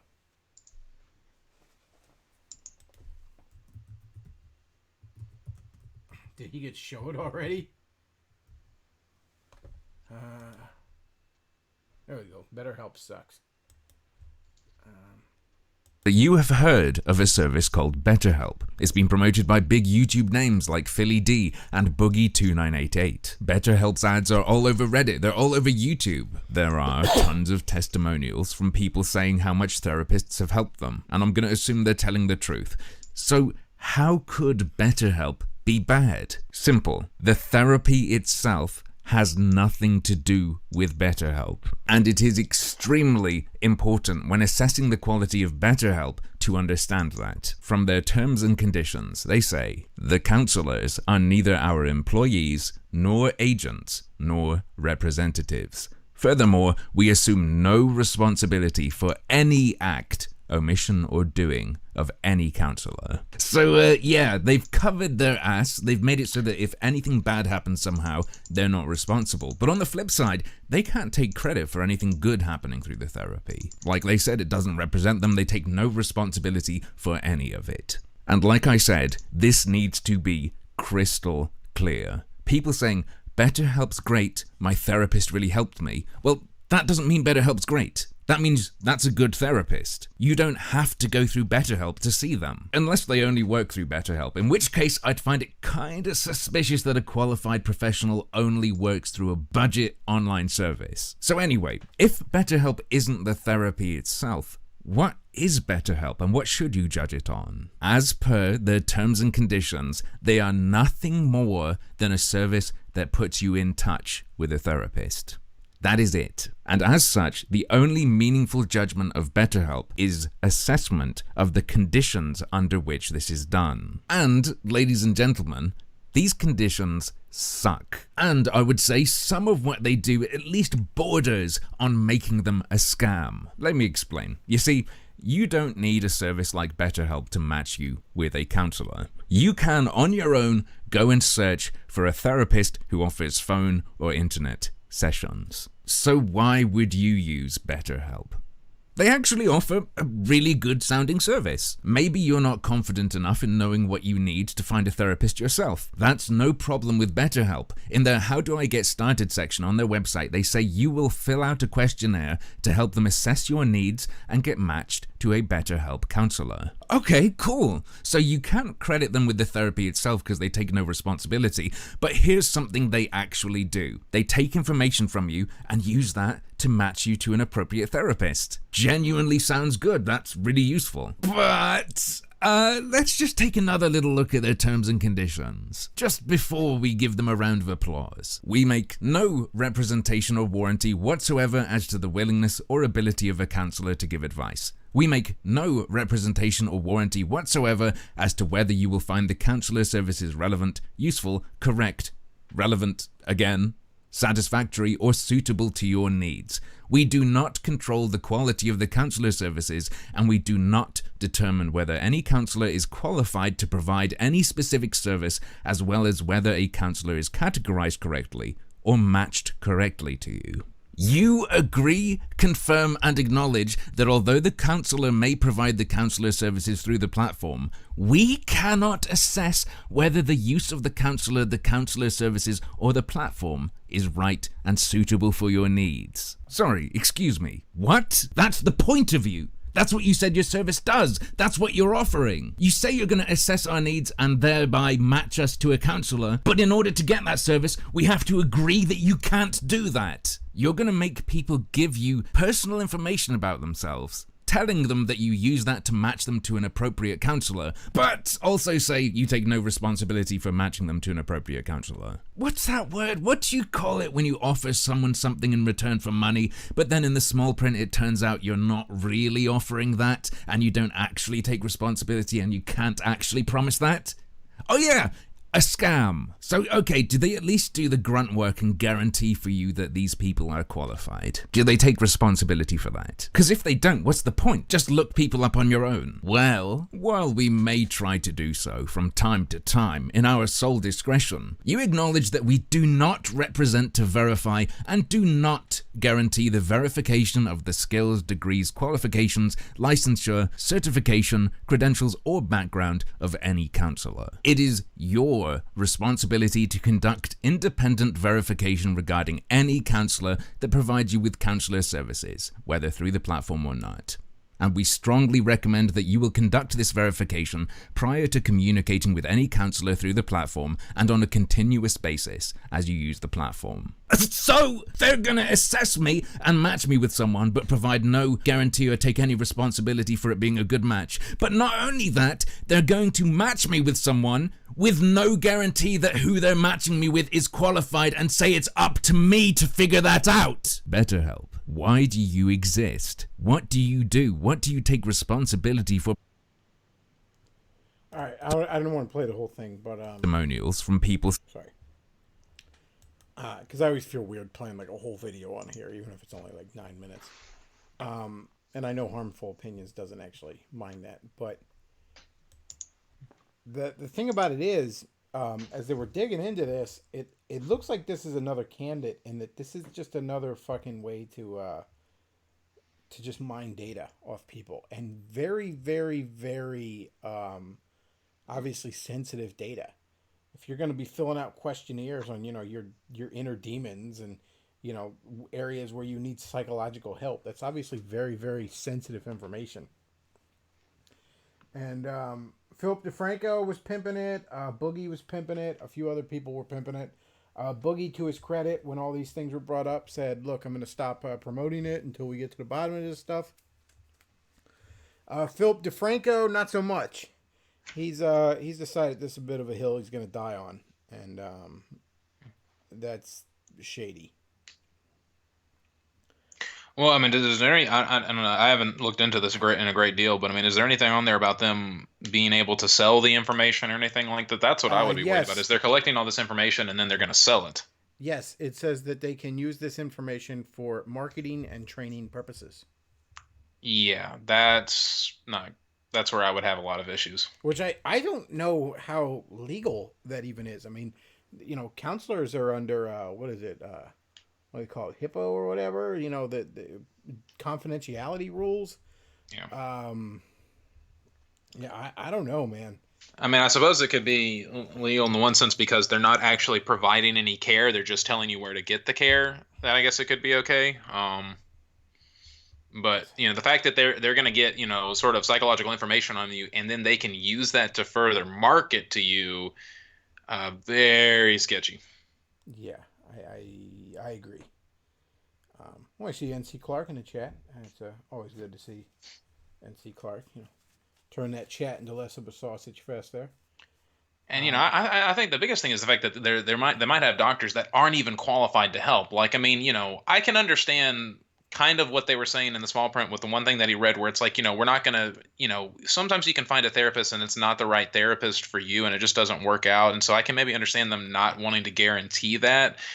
Because I mean, again, even if you think that, you look at it on paper, it works out, in practice, it can. So I can kind of understand that, but they could at least make sure that every doctor is certified. That wouldn't seem to be all that difficult to really figure out. So I don't understand why they can't do that. At least then, and then again, it gets you within a good general basis of what kind of doctor you'd be looking for in regards to therapy. It goes well beyond your typical, cover your ass kind of disclaimer. Yeah. I don't. There's really shady stuff going on with this. Let's see. So we got another article we're going to bring up. This one looks like a lot of fun. Windows capture, bring it up. This article is entitled "Pastor of Chicago's first gay Catholic parish was found dead attached to a sex machine." I'm gonna give you all a minute to let that sink in. The one true church, ladies and gentlemen. September 28th, 2018. The last pastor of Chicago's first officially, quote, gay parish, unquote, Father Daniel Montalbana, was found dead in his rectory. I'm sorry, I had to laugh at how much that sounds like rectum, given the circumstances. I know, I'm 12 sometimes.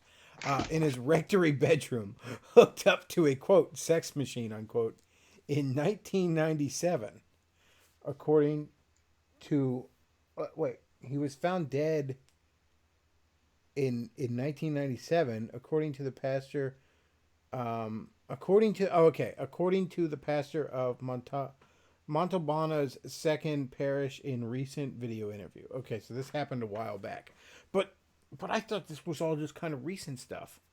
According to Father Paul, Father Paul. I'm always bad with pronouncing names. The recently removed pastor of Montalbana's second parish, Resurrection.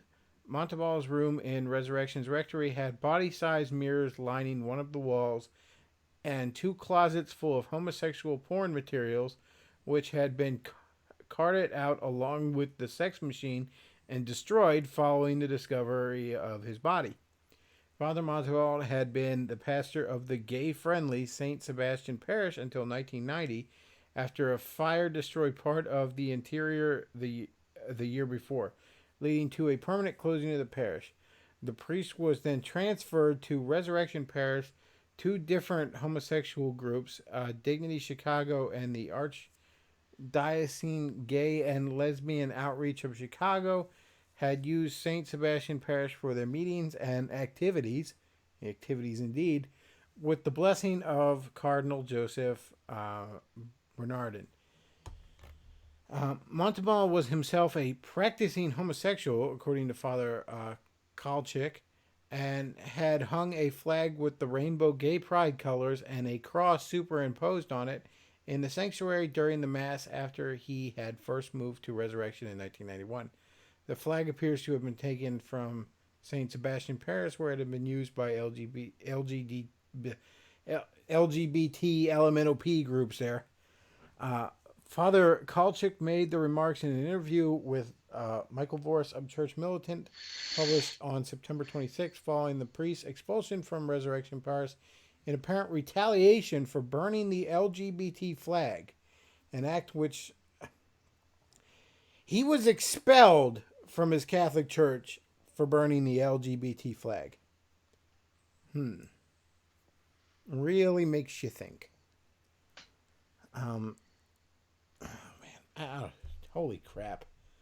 No pun intended. Somebody in the chat, what the fuck is wrong with the Catholic Church? What indeed? I don't know. None of my church leadership was found dead attached to a gas-powered dildo. Okay? Didn't happen. Didn't happen in any of my churches that I've ever attended. I was a little confused in reading it. Was the stuff destroyed by the church? So I mean, is the Roman Catholic Church approving of this? Like the leadership within the Roman Catholic, are they approving of this, or are they not approving of this? Like, are they trying to keep it quiet? That's something in the article I wasn't really getting. It seemed like on the one hand that it's like, okay, well, this was happening, this was going on, and it was kind of hush hush. But then when it came out, they were sort of not approving of it. But then you had like, well, but then these two groups are meeting there with the blessing of the cardinal. It was a little confusing. Yeah, I guess the guy that got thrown out is now saying all this stuff was happening. I don't know if his story is corroborated, but I mean, it fits in with everything else. I mean, whatever. I don't get how anyone is attached to that organization anymore. I just don't get it. I've gotten a lot of shit for making this statement, but I'll make it again because it's true, and nobody has told me how it's not. Regarding these molestation things and all, if you are still involved, if you are still supporting the Catholic Church, you're sharing in the guilt. This crap is going on. The church knows it's going on, and they're covering it up time and time again. And never even mind the just normal faggotry. I'm talking about the pedophilia. It's happening. They all know it's happening. They're covering it up. The Catholic Church in New York was spending millions of dollars on lobbying the government to make it easier to cover up their crimes. I'm sorry, but at this point, if you're sitting there week after week and you're putting money in the plate, you're complicit in it. And I don't see how that goes any other way. I've had people tell me that, that's mean to say, and they've come at me with these emotional pleas, but I'm sorry. How am I wrong? Tell me how I'm wrong. You can call in, tell me how I'm wrong. But nobody has. The closest I've ever heard to an argument is, well, Bechtloff, you pay your taxes and the federal government does bad things. I pay my taxes because if I don't, a man with a gun is going to come to my door and throw me in a cage and seize all my assets. I don't pay my taxes because I want to, because I willingly do so. In fact, I hire a man each year whose sole job it is to make sure I'm paying as little taxes as possible. And I wouldn't give them a red cent if I wasn't basically being, having a gun held to my head to do so. It's not the same thing at all. Well, I mean, of course, I don't know. I can't. I don't fully agree with you. I mean, I understand where you're coming from. I don't fully agree just because I think the Roman Catholic Church, although it's presented oftentimes as a very unified sort of monolithic organization, the truth is that it's not. The leadership is very divided on a lot of these issues. I mean, that's really clear. I mean, again, just looking at the differences between Francis and Benedict, there's a really obvious divides between the two of them, as well as just between bishops and cardinals. And so I think it is possible for those, to be giving to the Roman Catholic Church who are in support of the leadership that stands against these things, recognizing that, yes, some of that money will probably be used towards some of these other priests. But again, that would, in order to sort of be consistent, there has to be an acknowledgement that the Roman Catholic Church is not as united as it has presented itself many times to be. Because like you said, if they are this united, very monolithic organization, then it would seem that there would have to be a sense of complicity about it. But given that I don't think they really are, that's not the reality, that there are some very strong divides within Roman Catholicism that is just not talked about, that's sort of allowed to pass, sure, but the divides are really there and are very strong. Well, I'm talking about an acknowledgement of that would, I think, I'm not mean talking that you about can be a part of it guilt and by not be complicit. association here. I'm talking about you're directly funding these activities. Whether you want to admit that or not, most of the money I give doesn't go or stays in my local church. Okay, so some of your money is directly funding the systematic covering up of pedophilia. That's a fact. That's a fact. You can say, it's just guilt by association. But you're willingly funding it. Some of the money you are willingly giving them each week, for a fact, is being used to systematically cover up for the pedophiles in their ranks. No, but see, you don't know that it's. I mean, that money that they're using. You don't know that it's your particular money that's being used. And again, I understand that can sound a little bit autistic here. Sure. No. It's all look. Well, but I mean, it's your particular money. If you're in New York right now and you're giving money, some of that money was used to lobby the New York government to make it easier to cover up their crimes. And no matter where you are in the world, some of your money goes up to the highest levels. I believe I've heard it's something like 8 cents on a dollar makes its way over to the Vatican. Could be lower, could be higher. I don't know. If it's 1 cent on the dollar, if it's 1 cent on the $100 bill, it's still going there. It's going there. All right? You know what some of that money's going for, and you're putting money in a pot where you know where some of it's going.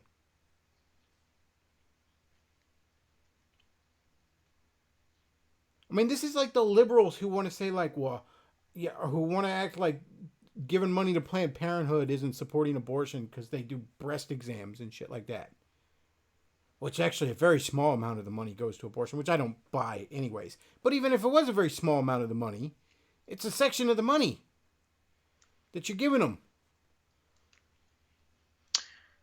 And but see, there's a difference. Again, there's an important difference that has to be brought up. I don't think that's a fair equivalency, equivocating giving money to Planned Parenthood versus giving something to as big and as broad as the Roman Catholic Church. I think a better comparison would be to give something to, say, the Republican Party versus giving money to the Democrat, or giving money to the Roman Catholic Church. There are things that go on within the Republican Party that neither one of us would approve of, and there are things that the Republicans have done that we wouldn't approve of. Yet there are still people who give money to the Republican Party. Why? Because they know that there are people who are, that they do support, that do the things that they want to do within that party to make those goals happen.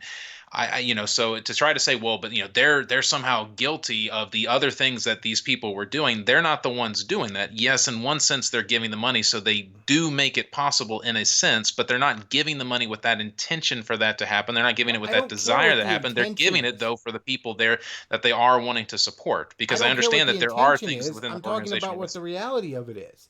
You give the money to the Catholic Church, and the Catholic Church uses this money to do X things.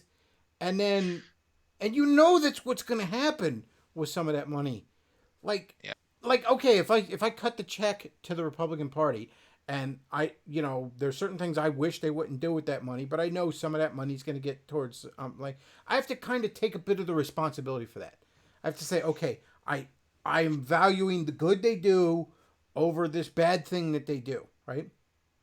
But if I'm throwing my lot in with them willingly, I have to take a certain amount of good and bad responsibility for what they do. I am funding their activities. And I have to own up to that. I am willingly funding this organization. There's a So I have difference to be between willing saying to you're say- funding these activities versus saying that you share in complicity with the guilt in regards to pedophilia. I mean, again, I think that's where I would sort of find the But see, disagreement that's there. the thing. Yeah, I'm there's not funding any organization I know is covering up for pedophilia. Okay? Because I would just stop. I wouldn't do that anymore. I'd be cutting my money from them. Because otherwise I would be complicit in it. This isn't just some normal kind of crappy thing they're doing. Okay? This isn't like, well, they did this one thing I kind of don't approve of. This is the systematic covering up of pedophilia on shocking levels. On levels it's I systematic, don't yes, believe. but not monolithic. That's where But I it would goes to have the to draw highest the line. levels. It goes to the highest levels. But it doesn't reach all levels. That's the thing. Is that again? This is the thing where I again would say goes is that to the the Roman levels where Catholics, some it's of your not as money is going. universal as it's been said. There are deep divides within the Roman Catholic Church. So there are bishops and cardinals who strongly disapprove of this, who stand against this. Just there are bishop and cardinals who, yes, do support it, who do praise it. And But again, it's completely I know that there replete with are those corruption. who Don't say. get me wrong. Don't I know misunderstand. that there are those who say, okay, well, we don't support this, but you do. Whether you want to admit it or not, you do. You're financially supporting it. Like they can't do this if the money is cut off from them. You are giving them the money to keep doing this. If you are giving money to a church because you want the church, because the church serves a good there, the church is not involved in doing any of these particular things. The local church, some of that money goes to the Vatican there, but you're not giving it with the intention to further support these particular activities. You're giving it because of the money that most of it is spent at that local church doing that. That is more of where the intention is that you're using that money for. I'm not arguing And then that what money the goes off to other intention people is. who are then using that money for evil intentions, for evil purposes. I'm not arguing over what the intention is. Okay? Yeah, I know that when they put the money in the plate, that they don't want it to go to these things. What I'm saying is, though, they know some of it is, and they're doing it anyways. I don't care what their intentions are. What they're enabling it. I don't care what their intention. NC Clark in the chat just said the intention isn't to fund child abuse, but in the end, it funds child abuse. That's what I'm saying. And it's whether they want to admit it or not, that's what's happening. Yes, that is what's happening. I'm not denying that. But again, there's a difference, though, between recognizing that that is a part of it versus saying that there's a complicity in the guilt being shared. But they know there's a part of it, and they're doing it anyways. So I don't understand how they're not sharing the guilt. I understand that they don't want it to be that way. I understand that they, that's not their intention, but they're still helping it happen, knowingly and willingly. I don't understand. Like I get it. I'm not sitting here saying every trad Catholic is putting their money in the plate and twirling their snidely whiplash mustache and go, this will show those brats. Like, I'm not saying that. I'm just saying that they're doing a thing. They are funding these activities knowing that their money is going to fund these activities. As well as knowing that money is going to fund other things as well. Okay. But I mean, are we gonna? Yeah, are we gonna I mean, pull right. out the I mean, scales? that's what it's doing. What? Are we gonna? I don't necessarily know. Well, I mean. Well, I mean, let's say that, it comes out that somebody is, let's say that there's a charity, right? And that, someone who works for this charity, the charity does a lot of good work, but the CEO of that charity, he goes and he spends that money on, hookers and blow, right? Okay. Now, some of the money, if I give money to that charity, some of that money is going to it. Am I now complicit in the guilt, in his guilt of hookers and blow? Am I now become complicit in that, even though he has chosen to take that money and do something evil with it, even though my understanding in giving this money to this charity has been to do good, and knowing that there is the majority of that money is being sent to do good? Let's make this a better thing. You're giving money. Okay, you're giving money to let's say the Green Cross. Okay, new charity organization popped up, the Green Cross, right? And they're all about doing all kinds of good stuff, right? But you know for a fact that the guy who runs the Green Cross has been skimming money off the top, not for hookers and blow, but for 10-year-old hookers in Taiwan. You know for a fact that he's doing that. Nobody's able to do anything, it seems, but you know damn well that he's taking some of that money and he's raping children with it. You're gonna cut him a check because all the other stuff they do is really awesome? It's just a little bit of that money. Just a little bit of that money is gonna help him rape children. You gonna cut him a check? I'm not.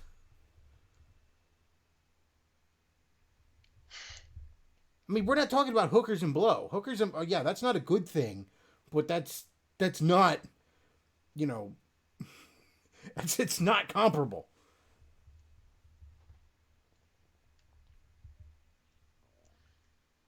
I would think the trouble for me would be if the organization in general was unwilling to act upon that or unable to act upon it. Yes, I would have trouble writing a check. Well, in terms of personal speaking, I would have trouble writing that check to that particular organization. However, even that, though, is a little bit different from, I think, a church organization. There are things that go on within the SBC that I have no ability to control. That, again, knowing, whenever I give a money and it goes to the SBC, it goes to people, it goes to fund people that I disagree with that are spouting things. Now, you might say that it's not as morally comparable as, and I would agree with you that, it's not morally as comparable as, say, child molestation or anything like that. And like I said, I would agree with that, but it's still going towards individuals doing things that I disapprove of. In some cases, saying things that are, heresy and going to that same thing. However, I don't have control over that. But at the same time, there is a recognition of that if the whole institution were to collapse due to me not, and people following my example of not giving money, that would create far more trouble than it would actually do good.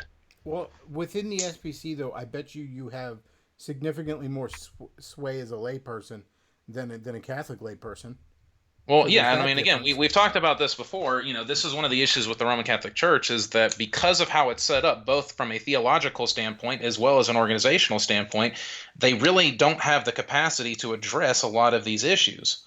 Again, from my viewpoint, they don't have it from a theological standpoint. You can't challenge the authority for the church if the church is the infallible authority. Well, see, this is the other thing I think is the difference. Again, within other denominations, you have more means of addressing problems than a layperson in the Catholic Church does. Literally, the only leverage a layperson in the Catholic Church has is that they can stop going and they can stop funding it. So what further exacerbates, in my opinion, their complicity is that they're not using the only leverage they have. Except that for money that they put in the plate is literally the only quote unquote vote they have on what the Catholic Church does. Again, but that's requiring them to disregard a tenet of their faith. That's the thing is that, it's like, okay, well, this is something, this is what I believe in. I've been told to give. I've been told that giving is good, that's a part of what I'm supposed to do. And yet now what I have said to them before, because somebody has asked me on here before, what would you have them do? Now, I mean, ideally, I'd have them, leave the whore of Babylon, but that's neither here nor there. What would I have them? Okay, now, I wouldn't belong to a church that I couldn't trust my offering with, so I have to kind of put myself in those shoes. But if I was in that position, because I have been in times when I haven't had a church home, and I've still wanted to make some sort of an offering, I don't know. Set that aside. Give it to a charity. Set it aside and just pray to God. Say, this is your money. What do you want me to do with it?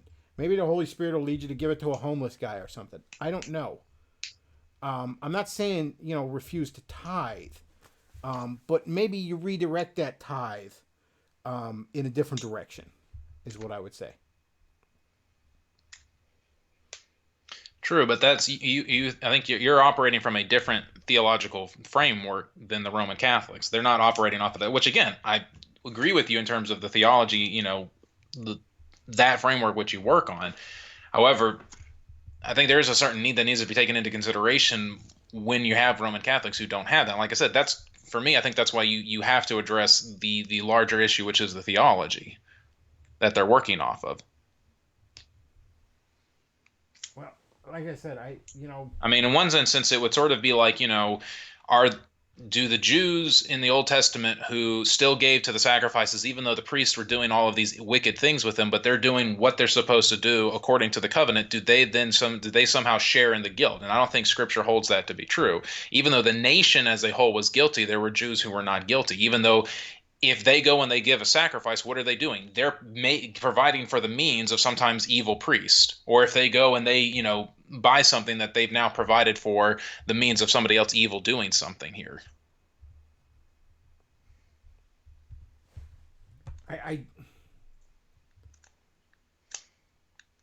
Even then there were prophets that spoke up against the priests, and they just Absolutely. there were other means of holding them accountable.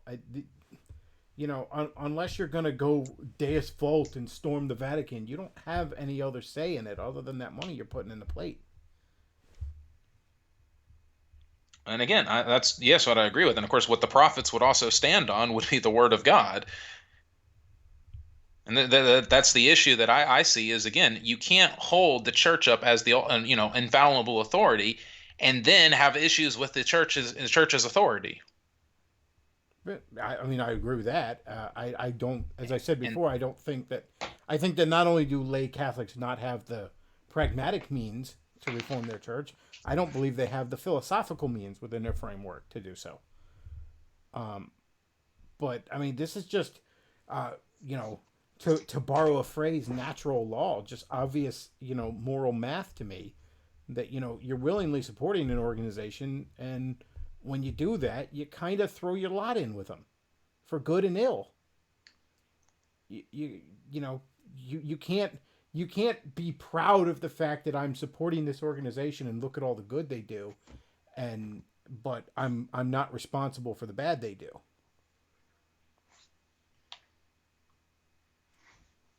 If I give to a charity, I'm proud of the fact that I'm helping a charity do these things. But with that comes a certain level of responsibility for everything they do.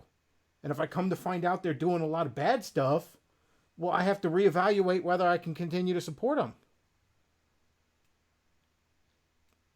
They're not operating from a place of ignorance. It's not like they're putting because I would argue a lot of the Jew peasants, in the Old Testament, they had no idea what was going on. Way more than now. And again, sometimes they didn't feel they had any other means, and they were directly commanded. Sure, but I don't know. I can't get into mindset, and again, I guess I just can't get in their mindset of this one true church thing. I think that's their inherent error, and that's why they allow this nonsense to happen. But, to me, I mean, you're supporting an organization. You've thrown your lot in with them. You've put your name behind it. You put your name behind this. And I think you have a certain responsibility to it. I guess what I would bring up is if you believe, though, that this organization, that there was no organization to trust, then, you wouldn't have a choice at that point. Now, again, I don't agree that it is the one true church. I'm just saying that from that mindset, though, it's like, okay, well, if this is what it is, then, there isn't another option. Now, like I said, that would be where there would also need to be a change. That's again, it would come back to the ecclesiology and the theology here. I don't know. Maybe, if the one true church is systematically, covering up for pedophilia, I don't know. Maybe you need, maybe your theology's wrong. Maybe you need to pray about it and say, hey, I might have this whole thing backwards. But that's a whole different topic. Again, addressing, okay, well, why is it that the leadership here can't be held to a sense of an accountability? Why can't they do this? But again, the other thing I would say is, in terms of a layman, in terms of not going to the church or not giving to the plate, what other stance does a Protestant laymen have that a Roman Catholic does. I mean, that would be what a Protestant would do too, right? They could not go to the church, so they could Well, not within give a in the offering. Protestant, I mean, again, the different denominations are structured differently, but there's a certain increased level of a democratic element to it. I mean, most of the churches I've been in, if say, there's you know, pastors are generally elected from a church body or something along those lines. There's a certain democratic element involved in it. There's a certain amount of say that the actual members of this church have over things. It's not just the leadership comes out of nowhere and you got to follow them. And yeah, there is also the fact that if a branch is dead, you move on to another branch. Christ said specifically in Revelations, he'd take the lampstand away from certain churches. I don't know why the Vatican imagines they're immune to that.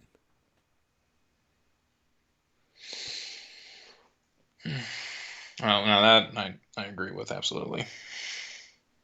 But yeah, like I said, this is just I can't I don't see how the moral math comes out any different to me. That you're supporting an organization that means you threw your lot in with them, for good and bad.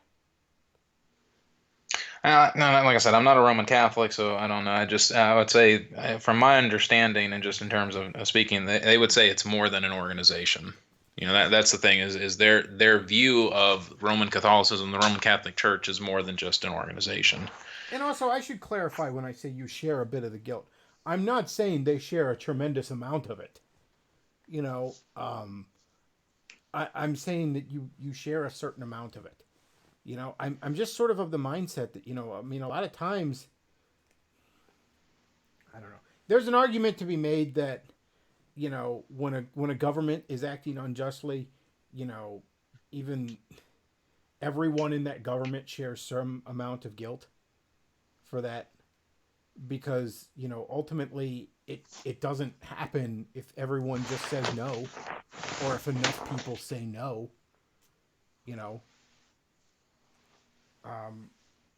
So when I say share a certain amount of guilt, I'm not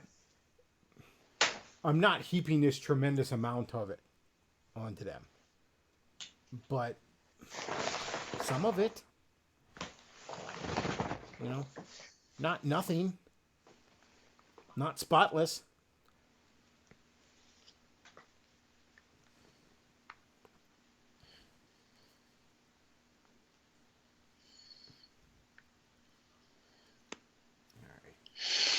Moving on. Let's see, what else do I want to talk about? I got the blank comics. Gay priest. Real quick, have you had any Roman Catholics come on and challenge you on this?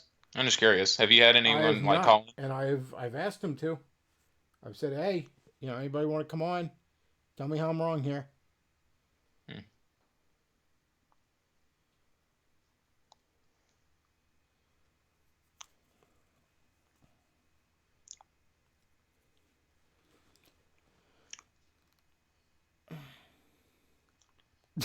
Somebody in the chat just says the Catholic Church is just a child brothel. Changed my mind. I don't know if I go quite that far, but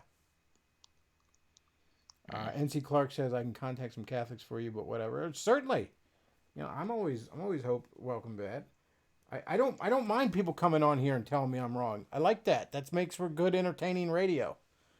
How much pause is in the SBC? At the moment, not much. That might change as certain individuals within the SBC continue to move leftward.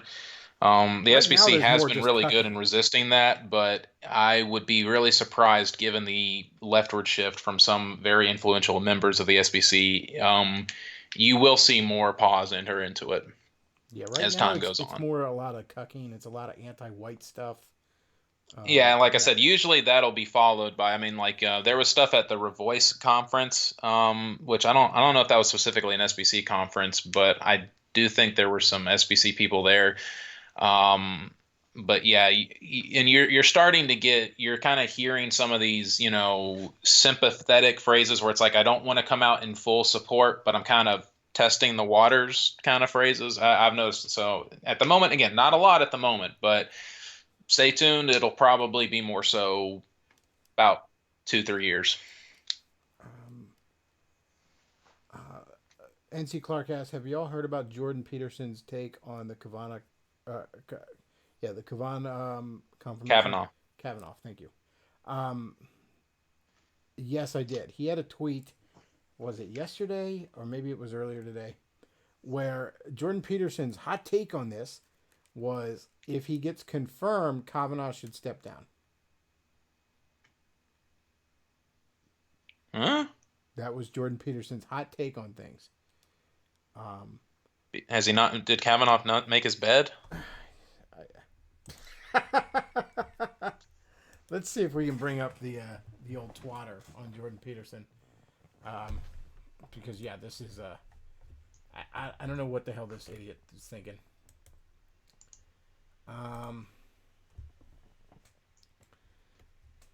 I mean, I'm hardly one of the like fuck Jordan Peterson guys. I like a lot of the stuff he's done.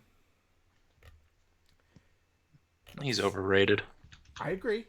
I don't dispute that. I just said I liked a lot. I find a lot of his talks really interesting. But then again, I mean, he's interesting to listen to. I'm kind of a sucker for that that Jungian psychology shit. Let's see if I can find here. Okay, so here we go. Like I said, his take on religion is just like a liberal from 10, 15 years ago. That's like when people were like, "Oh, he's got such a unique take on religion." I'm like, no, what are you talking about? He's saying the exact same things liberal Christians, theologians were saying, like I said, 15 years ago. He's not saying anything that anyone who hasn't studied this hadn't heard like 15 times. All right, so he tweeted, "If confirmed, Kavanaugh should step down," and he was responding to someone else's tweet. I don't care, whatever. So then he kind of responds to his own tweet here. He says, "I'm not certain this is the right move. It's very complex. Everything's just very fucking complex to Jordan Peterson." Big Rick and Morty high IQ nibba here. But he would have his name cleared and a figure who might be less divisive might be put forward. Nobody is going to be less divisive in this day and age, buddy. Nobody. No, not going to happen. Kavanaugh was the less divisive person to pick. So he then goes on, he says, this might decrease residual alienation from the left and make things less polarized moving forward. Of course, that has to be balanced against handing any victory to the believe all accusers crowd. Then he goes on some more. I was thinking all this whole trying to put out a strategy that would be less damaging on the whole. I'm not jumping up and down claiming to be correct. This thought is experiment, not reality. Man, he is pretentious as fuck sometimes.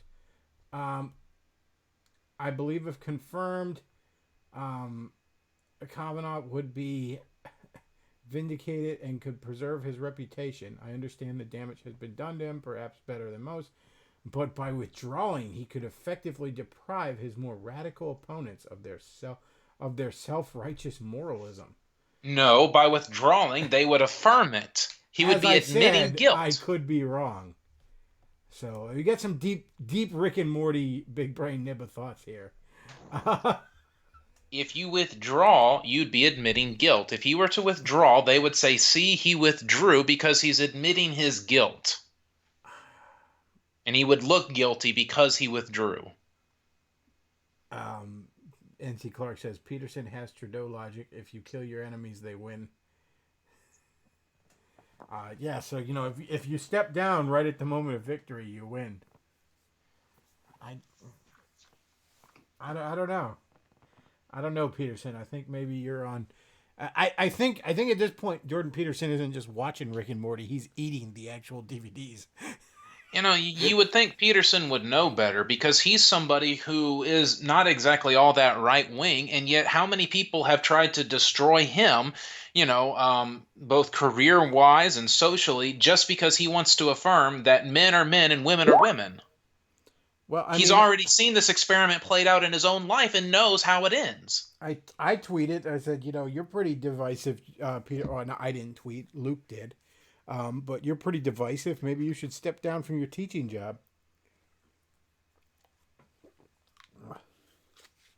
I mean, as soon as they become divisive, and you're just going to say, "Oh, well, let's have them step down." I mean, that's been the Republican strategy up until this point. That has been exactly what the Republican. Oh, well, let's try to find someone more divisive. Let's not rock the boat. Blah. I mean, again, and you're basically admitting they have a point by doing that. It's only when you stand firm and you say no that you're saying you have no argument here. You are lying. You're not telling the truth. Whatever. When you do something else, again, you're saying they have a point. They must have some kind of point. Even if you concede just a little bit of ground, you're still conceding ground, and you have no reason to concede ground. Either she's telling the truth or she isn't telling the truth. There's no sort of telling the truth here. NC Clark, I know you're not feeling well. You said you're a little under the weather, but I know you're a big fan of Jordan Peterson. If you want to come on, just shoot me a message on the Discord there, because I know you're a big fan. You're a big fan of Jordan Peterson, so I'm sure you'd have a lot to say on it. I mean, I can't defend it. This is insanely retarded. There's no defending that. I have long thought that a lot of the jumping on Peterson was a bit unfair from some on the right, because I never really expected a great deal from him. I mean, he's just some goofy psychologist dude. But, at the same time, I mean, there's no defending this. I mean, I was already saying, pointing out my disagreements with Jordan Peterson before it was cool. you got hipster Pastor Tom here. Exactly. I mean, don't get me wrong. I mean, he can say some interesting things, but I don't know. I didn't watch him anymore, but when I was watching more of Steven Crowder, every time he'd had him, I was like, yeah, you could have had this guy on once, and that would have been good. He's kind of, everyone should listen to him at least once, and then. Well, I got his book off the 12 Rules thing off of what was it? My wish list, the Amazon wish list. Which, by the way, folks, I got the tip jars down below there, and when you get me stuff off the Amazon wish list, I do a review of it. But it was hard to do a review of it because I'm like, I don't know, have you seen a Jordan Peterson video? It's like that. Do you like those videos? Then you like this book, I guess. I don't know. One of the best Jordan Peterson videos is the one where you've got that guy going to people do you believe in God? And yes, and then he shoots them, and then he asks the next guy, do you believe? He shoots him, and then they ask someone, and then starts quoting Jordan Peterson. He's like, I don't like if people ask me that, and the guy shoots himself because he's tired of listening to it. That was NC Clark too, by the way, that did that.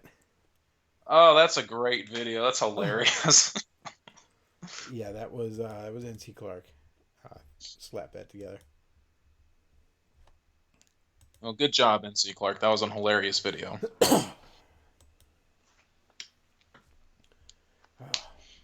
Yeah, I don't have anything to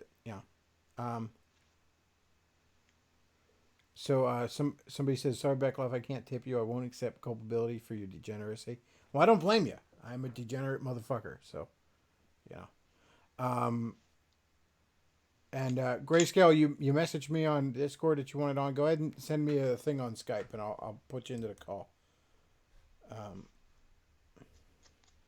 Yeah, hit me up on Skype. I'll try and add you into the call. But yeah, the rest of you should hit up my tip jar. Support this show. Because I can assure you, I'm not raping any children. I mean, I'm kind of a douche, but I'm not that bad.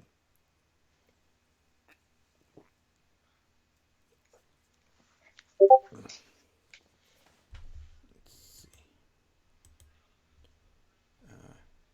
Okay. There we go.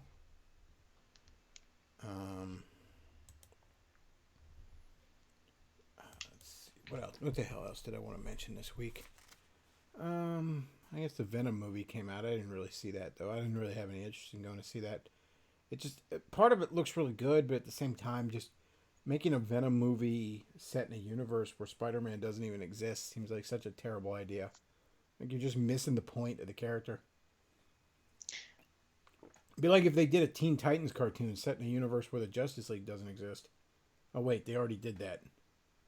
But, oh well. At least Venom isn't done in this shitty dime store anime style, so. I don't know. I kind of want to see it. It does look kind of interesting. I mean, Parts I of it like look Tom really Hardy as an good. actor. Parts of it look really good, and actually, oddly enough, really true to the source material. And but at the same time, it's like you're just missing such an essential part of the origin that it's like having a Robin movie set in a universe that Batman doesn't exist in. Like, Well, see, that's actually one of the things I liked about of Sam Raimi with his Spider-Man 3. Like, I think the casting choice for Eddie Brock there was actually good because what was his name? Topher Grace. He actually kind of looked like oh shit, crap, hang on. I think that was what he was going for. Sorry, I cut you off for a minute there, Tom. Go ahead. You said Topher Grace looked like Eddie Brock. Yeah, well, anyway, I think like the casting in Spider-Man 3 with with Topher Grace, I think it worked. I think he was kind of going for it because Topher Grace kind of looks like the Peter Parker, and so I think that's kind of what he was going for, is someone who's kind of like Peter Parker. Grayscale Plaid, mute your mic there. You got an echo. Put some headphones in. I So, like Spider-Man 3. I think Spider-Man 3 is pretty underrated. It's not it's not that good, but it's not nearly as bad as everyone wants to act. Like, people want to act like it's this complete and total disaster, and it's not. It's all right. the worst part of it was the handling of the symbiote spider on Spider-Man, in my opinion. Like there are some good moments there at the bell tower. I think that's really good, but the him just kind of becoming a jerk is not. That's not what I've always imagined. Like I think it's more of enhancing his aggression, that kind of thing. Like him letting go of previous held morals, especially how they built it up, which is you're battling the enemy within. Honestly, it's sort of a small thing, but like the black costume is such a great design Oh that yeah, I didn't like the costume to in the make movie. it just a black version of the red and like, why would you do that? The black costume Yeah. is so badass and would look so great in on cinema, and I'm like, you did this? Why? The only cool Can you thing hear? about it though is yeah, I can hear you. Okay. Yeah, but the only cool thing about it is that I liked in Venom's design. I kind of like the spider webs as like an adding to his costume on top of the big white spider in his chest. I thought that looked cool. Yeah. But other than, I don't know, the black costume's such a great design. It's a shame to have changed it. And again, the whole kidnap Mary Jane again was, way overdone by that point. I will say too, like the scene where Sandman is putting himself back together. Oh, that's a great scene. That's like a short silent film almost. It's just so emotional, so powerful. That was perfect. Well, and then Venom's theme is really good too, or the Black Spider-Man theme, the theme because it's very similar to the original Spider-Man theme, but it's got a very ominous tone. Like in terms of the music, it's a great theme. Yeah. Anyways, Grayscale Plaid, what's on your mind?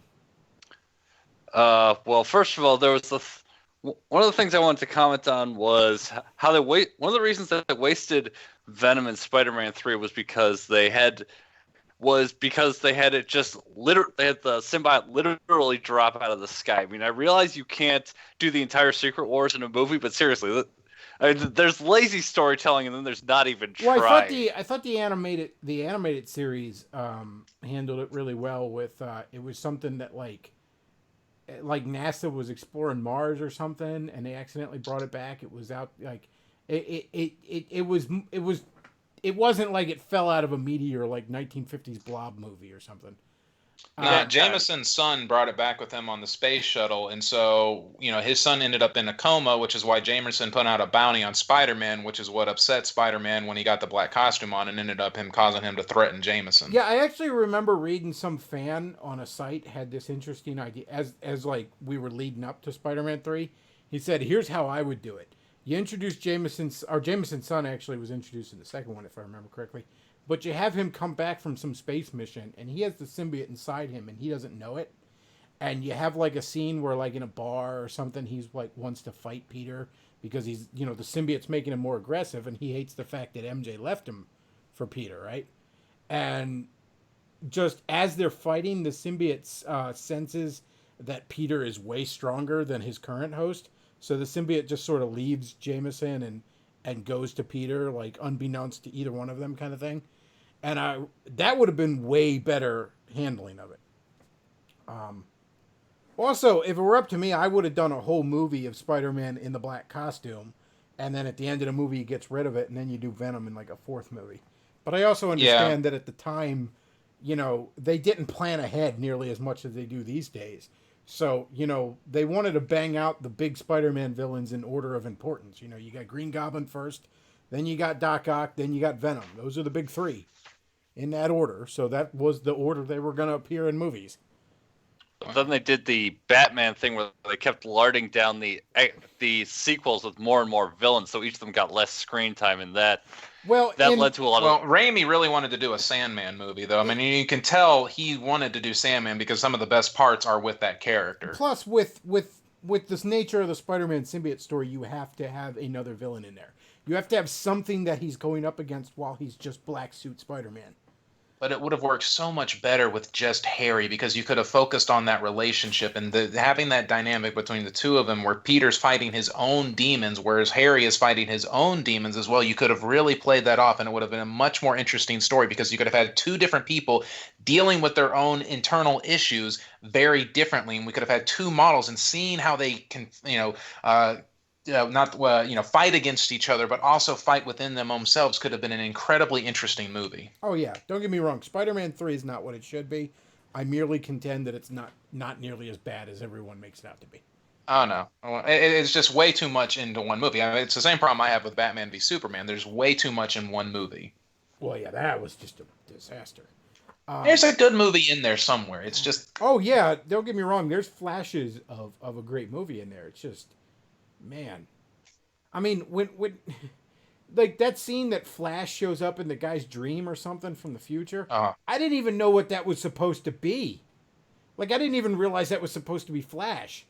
And I understand Flash can traditionally time travel, but he can't time travel into people's dreams.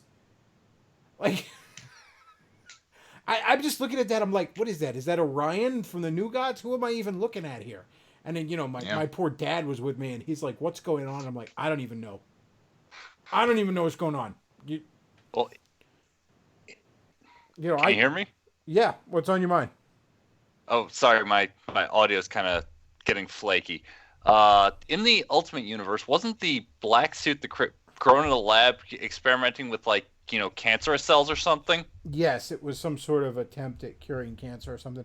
I don't have it in Oh, front of and me, then- but it was actually Eddie Brock and Peter Parker's dads were working on it before they were killed in a lab experiment years and years ago. So it was sort of their inheritance, and it ends up becoming first Peter Parker wears it, and then Eddie Brock finds out that Peter's Spider-Man and gets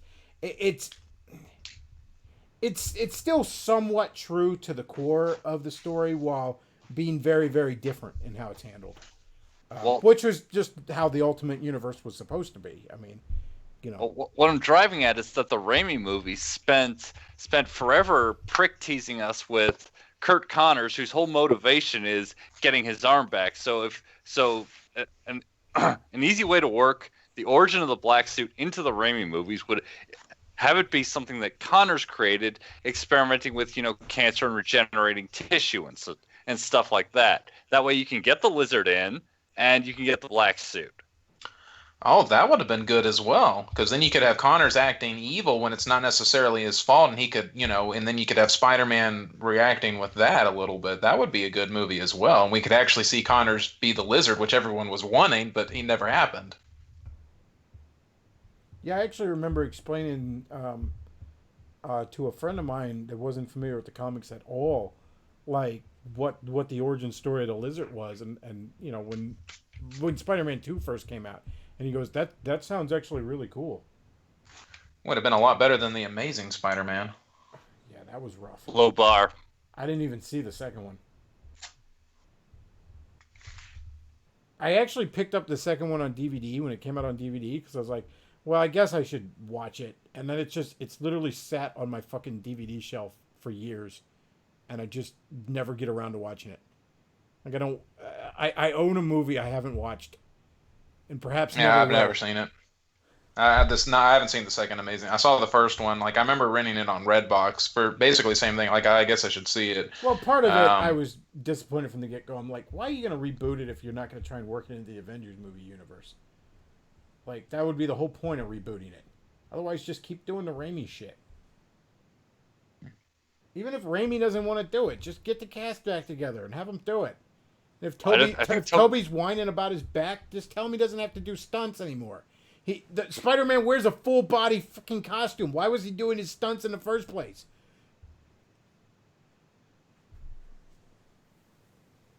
Oh, I know why. Because they kept wanting to take his mask off for dumbass reasons. Oh, they drove me nuts in those movies. Like, just any excuse to take his mask off. Well, Topher's an actor. He's got to get that face time. Oh, jeez. Like, the Venom looked actually kind of cool in Spider-Man 3, and just constantly, like, the symbiote would, like, move away. And here's, like, Topher Grace's face. And his teeth are all sharp for some reason. Like, why did this symbiote alter your actual teeth? Well, I didn't even notice that part. I just kept getting snapped out of the experience by seeing the pencil neck from that '70s show as Eddie Brock, who's supposed to be fucking huge. Yeah, but I don't mind Eddie Brock. Like, I don't view being a big muscle bound guy as necessary to Eddie Brock's core character, because I mean the symbiote makes him strong. So I mean, he could be a little twerp. Well, see, that's what I was getting at before. He's got that sort of bully kind of rage. like Peter Parker. But he's not. But he's different from Parker, and I think that's what Raimi was trying to go for. Is they wanted to have somebody who was kind of like, who looked like Peter and kind of acted like Peter, but then was different in some very key ways. I think that's what he was going for, and that's why he picked that guy from that '70s show. See, you have to understand, like, what makes Spider-Man's three biggest villains so interesting is that they are kind of all dark mirrors. In other words, Venom isn't an evil Peter Parker. Venom is an evil Spider-Man. Now, the one that's an evil Peter Parker is Doc Ock. That's the nerd that went down the path of nerd rage. All right? Doc Ock is the evil Peter Parker. Now, what's interesting about Norman Osborn is he's the evil Uncle Ben. He's the evil father figure. So that's why those three villains have resonated so long in the franchise. And kept being so important. I mean, Spider-Man has tons of great villains. Tons of villains that have cool MOs. They have cool character designs. In many ways, many of them have very, very compelling origins. I mean, the Lizard is your classic, science gone wrong tragedy play. Morbius is the same way. Yeah, he has tons of compelling villains. There's a reason those three, though, ended up rising as the cream of the crop. Well, in the Todd McFarlane run on Venom, he specifically says that the reason he turned into a bodybuilder is, if I remember correctly, the exact words are, since you enhance my strength geometrically, the mightier I am, the mightier you make me. So the fact that he's huge it's the sign of his single-minded dedication to power and ultimately to overcoming Spider-Man. So it's not just that, it's not just that a lot of creatine in his diet. It's a Well, I think visually the reason they made Eddie Brock huge is because Peter Parker is the quintessential nerd. And so, you wanted Eddie Brock to just come across as a quintessential jock. True. So, yeah, I think there's a sort of visual play at work there that they're going for.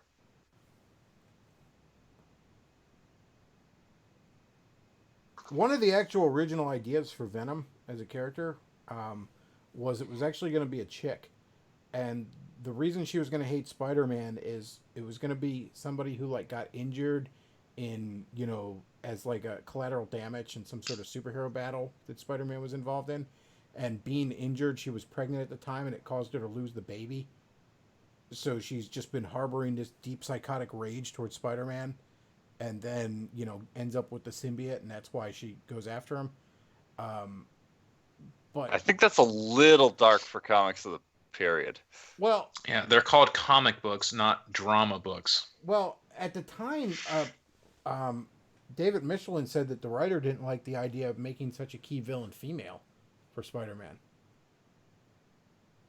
That's what the editor told him at the time, according to the writer David Michelin, at least.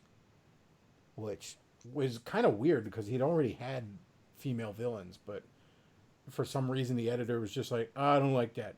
Do something else. I actually think the real problem with it is that it almost makes her a little too sympathetic. Like, Eddie Brock is... His supposed beef with Spider-Man, how he done me wrong, was, he exposed the fact that you were a shitty journalist. Like, you done yourself wrong, The real cool thing about Eddie Brock is he fucked himself over and he was just blaming Spider-Man. He wasn't even, Like, in other words, but the symbiote blamed Spider-Man for rejecting him, and Eddie Brock blamed Spider-Man for, ruining his career, when Spider-Man didn't really do wrong by either one of them. The symbiote was hurting him physically and driving him insane, and Eddie Brock, both of them deserved it. Both the symbiote and Eddie deserved what they got.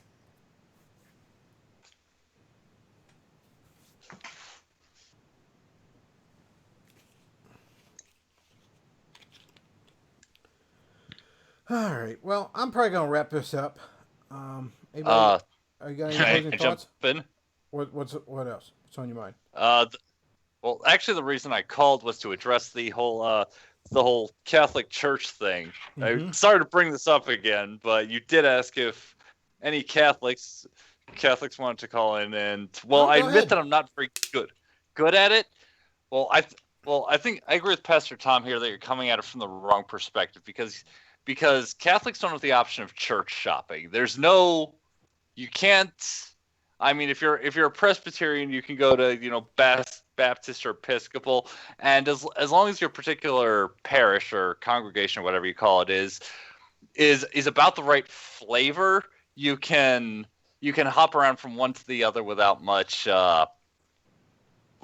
any particular theological implications. But with Catholics, it's all organized into this one big pyramid. And frankly, if you're familiar with the history of the church, there have been. I'm beginning to think that pyramid is Babylonian in nature, but keep going. Well, it does have steps, so maybe Aztec, but no, that's the thing. Then you know what? If your theology is making you, I don't know. If your theology is making you, run interference for pedophiles, maybe it's not good theology. I think you're overestimating culpability a tiny bit when you go as far as saying running interference for. Okay, well, let me put it this way: if your theology is making you fund people who run interference for pedophiles, maybe it's bad theology. But if your theology is telling you to cut out slaves' hearts and offer them to the sun god, maybe it's bad theology. That's probably also bad theology as well. I would agree with you on that. If theology isn't true, then it's bad theology. Let's just say that, right? I mean, that's the thing. Because honestly, okay, if it was true, okay, I mean, really, how are we going to define this here, right? If the thing is even if you're going to, okay, if there is a God who really exists who wants you to cut out people's hearts and offer them to him, well, then that would be good theology, right? But at the same time, that's what God really wants. Again, that's not what God really wants. That's not truth. So that's what makes it bad theology. And here's the thing, though. At a certain point, we have to use a certain level of our own basic human moral understanding to deter. I mean, even if you have faith in the Bible, at a certain point, you had to come to that conclusion. I mean, we were all given a moral compass for a reason. And I understand there's times in which God may, kind of the, ineffable. Might tell you, no, trust me on this, but those are also generally stories where he's literally opening up the clouds and speaking to you directly. Well, what are you? What specifically are you talking about? Are you talking about the sacrifice of Isaac? Yes, thank you. Yeah, the sacrifice of Isaac, though, isn't really about Abraham sacrificing Isaac. It's actually about, the faith that Abraham displays in the sacrifice of Isaac isn't that he has enough faith. It's about his faith and the believing in God will keep his promise that through his seed he will bless many nations. So the faith that Abraham is demonstrating is faith in the promise that God made to him about his seed. Not, ooh, am I going to be obedient enough to God? Now, he showed enough devotion to God, having the same devotion as the surrounding pagans, yes, but the faith that he has is faith in the promise that God made to him. This is made clear in the book of Hebrews. But I'm just saying that, like, if something seems like this is obviously not, this is obviously not of God, then maybe it's just obviously not of God. My question with you is, again, you have to have a initial foundation to understand is aside. I mean, because aside from what that sounds like is okay. This doesn't feel like it's of God. Versus okay, well, how do we know that this isn't of God? So again, where has God given revelation about Himself? For me, I would say it was in Scripture. That's where God has given His revelations. Okay, in Scripture. But how did you come to that conclusion? By reading Scripture. Well, yes, but at a certain point, you had to accept, that this is the Scripture. This is not just another book. Yes, the Holy Spirit moved at that point. So yes, faith is a work. Yes, I believe faith is a work of the Holy Spirit. But again, the Holy Spirit, the means in which the Holy Spirit has chosen to work is through the preaching and the reading of Scripture. I mean, I'm just saying, like, I came to faith in Scripture, in Christianity through, initially, kind of trying to tear it apart a little bit. I what's the word I'm looking for here? I guess I tested it, as it were. So Yeah, I mean, at a certain point, I guess if you just have faith in the Catholic Church, then, and I don't know what to tell you. But from where I'm standing, yeah, I think you're complicit in it. Because they can't keep doing what they're doing without everybody helping them do it.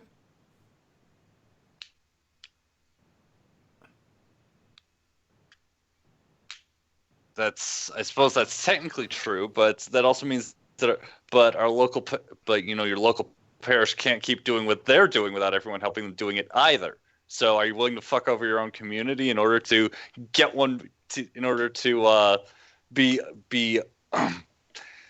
how do I put this? In order to wash one's hands completely of the... I don't know, Grayscale. Would you be willing to if it was your son? Because these aren't just numbers. These are actual children that this happened to. No shit. I mean, I didn't know that. Well, I mean, I know we could go all Spock and sit here and weigh the good versus the bad that it does. But we can also take a step away from Spock and point out that people actually operate in concentric spheres of, what's the term I'm looking for? Interrelatedness. I mean, where I live, there hasn't been any of this stuff going on. Well, that you know of.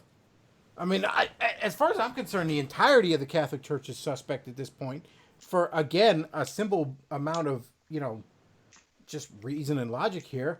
If I have a very, very secretive organization, and I know for a fact that said secretive organization is done X amount of stuff, then I have to assume, and maybe this is just a leap of mine, but I have to assume that what we know of said secretive organization is the tip of the iceberg.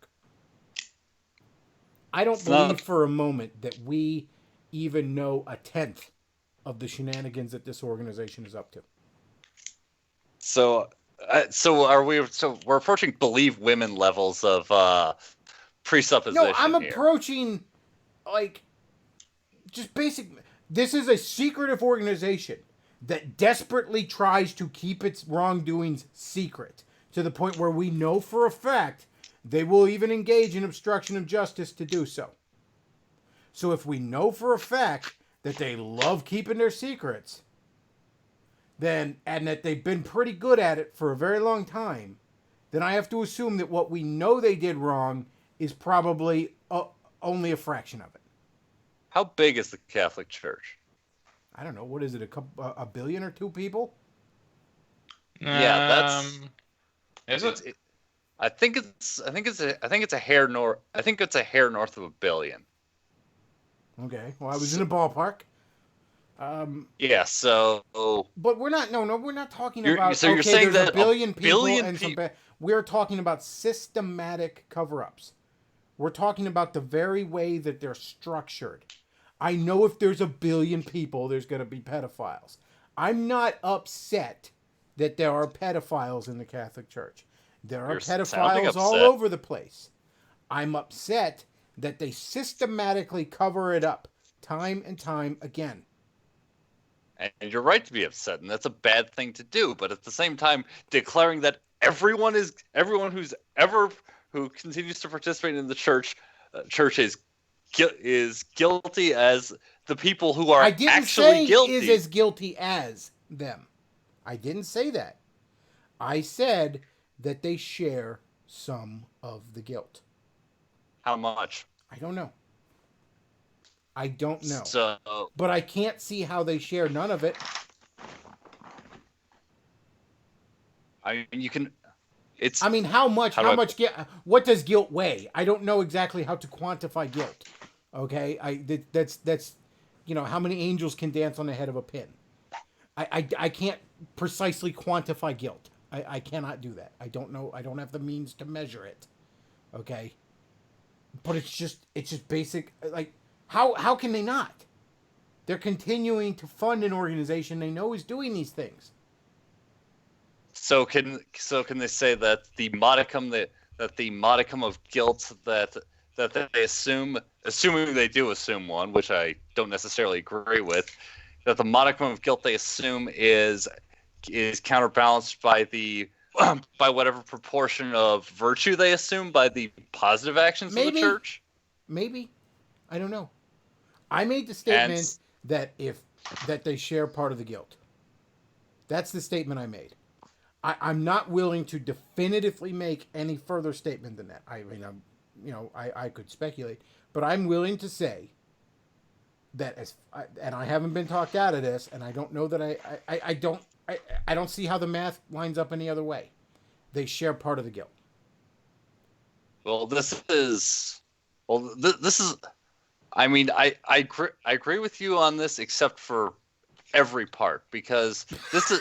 How do I put this? I mean, it's. I suppose you could say it's technically true that they share part of the guilt, but at the same time, how much is it a significant part? Since you said you can't quantify sin, then can I say a quarter of a Hail Mary to be absolved of my part of this? Oh well, I don't know. I don't have the legalistic thing where you constantly got to be saying Hail Marys and all. I mean, all of my guilt has been taken to the cross. So I don't know on that. I'm just saying that, I don't see how it lines up any other way. They are supporting this organization willingly, knowing what they're doing. It makes them on some level culpable. But if there's one grain of sand on a beach and you point to that grain, that's a bad grain. You can't like this beach. That's about the proportion we're talking about here. So from your perspective, Bechtloff, it's not possible to support an organization. You cannot compartmentalize an organization saying, well, yes, I support this organization who does X, but I don't support X. Instead, I'm supporting A, B, and C. From your perspective, you can't compartmentalize it. You have to take all of the organization, or you can take none of the organization, and that's kind of what you're saying here. Just to clarify. Well, I don't know, right? Pastor Tom. Would you necessarily be okay with people in your church giving money to Planned Parenthood? And they said, no. I wrote them a check, but I told them that they can only use that money for the breast exams. But see, all that money that they use on the breast exam frees up money to do other things. Well, I mean that's what I'm asking. That wasn't a confrontational question. It was a clarifying question, though. I mean, but that was my assessment of what you're saying is that you cannot compartmentalize. You're saying is that you can't compartmentalize an organization. You have to look at all of what an organization does. So if somebody gives to an organization who does X, which is wrong, even if they do A, B, and C, which is good, though, because they do X, in supporting that organization, by giving any money to that organization, you thus become at least a little bit complicit in X. Yes. Correct? I would say yes then. Okay, like I said, it wasn't a confrontational, it's a clarifying that's the question. thing. Like okay, if I look at an organization and they're doing all this good, but they're doing this one thing I don't think is good, I can say, okay, well, you know what? I think the good outweighs the bad. I'm gonna write them a check, but I do share a certain responsibility for all that they do, because I'm funding it. But you understand how other people can disagree with that perspective, right? I understand why people can want to, but no, I don't. I don't necessarily. If you're funding an organization, you're throwing your lot in with them. You're taking responsibility for what they're doing. You're allowing them to do it. Now, at a certain point, you could say, okay, fine. I'm just going to accept that I'm helping them do X, even though that's bad, because I think helping them do Y and Z outweighs that. Okay. But you have to accept the fact that you're helping them do X.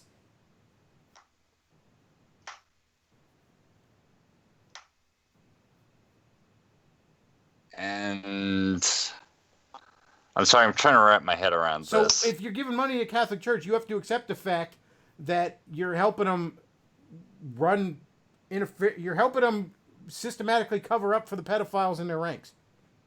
You are helping them do that.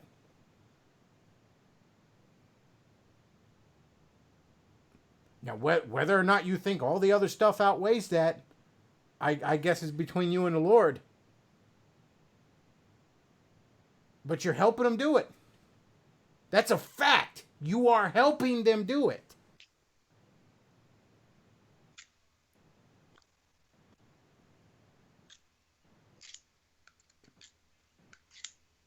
So part of that's on you.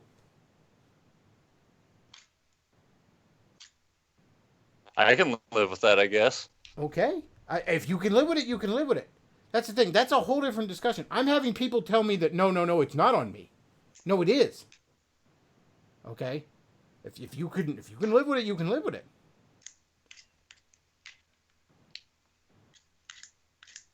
I mean, I couldn't, but okay. In this particular case, I don't know that anything's outweigh in this particular X, but that's fine.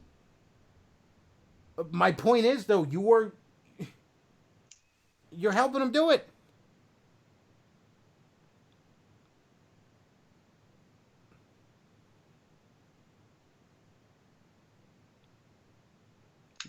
Their operations are made possible in part by you, willingly.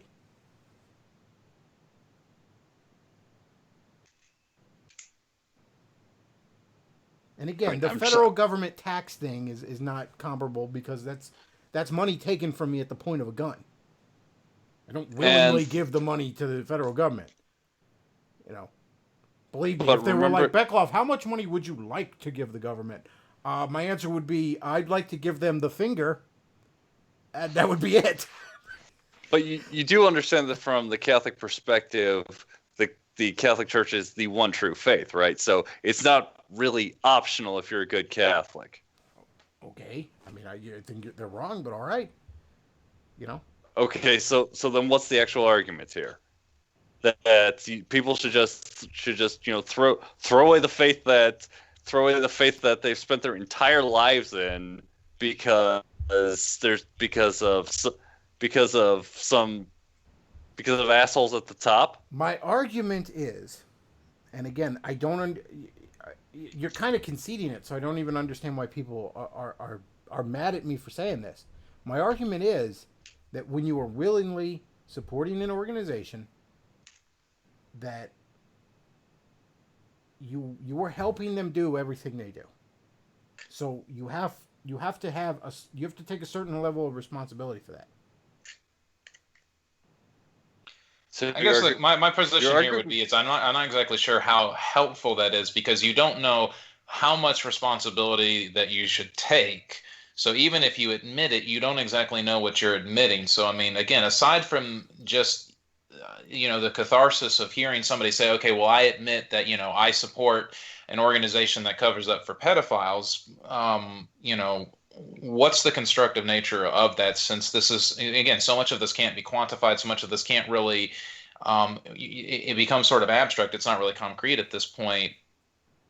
He already said where's the constructive aspect of it? I guess that would be my question at this point, would be, okay, again, where is that constructive in moving forward and understanding anything? He already said he can't quantify it, so it's really just a free-floating accusation level against Catholics as opposed to any kind of meaningful position. Well, no, I would say that it in my opinion, it outweighs the good. In my opinion, it's inexcusable. It's not something you should be doing. But what floors me is when people want to act like, no, I have no responsibility. There's nothing. No, you're completely wrong. And there's no culpability. There's no responsibility. That floors me on a basic level where I'm like, well, no, you obviously have responsibility. You're choosing to support this organization. If I can't even, I don't know why. So you're not choosing. You're choosing it. You're choosing it. Nobody held a gun to your head. Nobody forced you here. It's a moral obligation. You can choose to either do wrong by your religion or not. I don't know. Maybe I'm wrong in the Catholic theology. You're obligated to give a tithe. I think you could redirect that tithe to a charity or something of the like.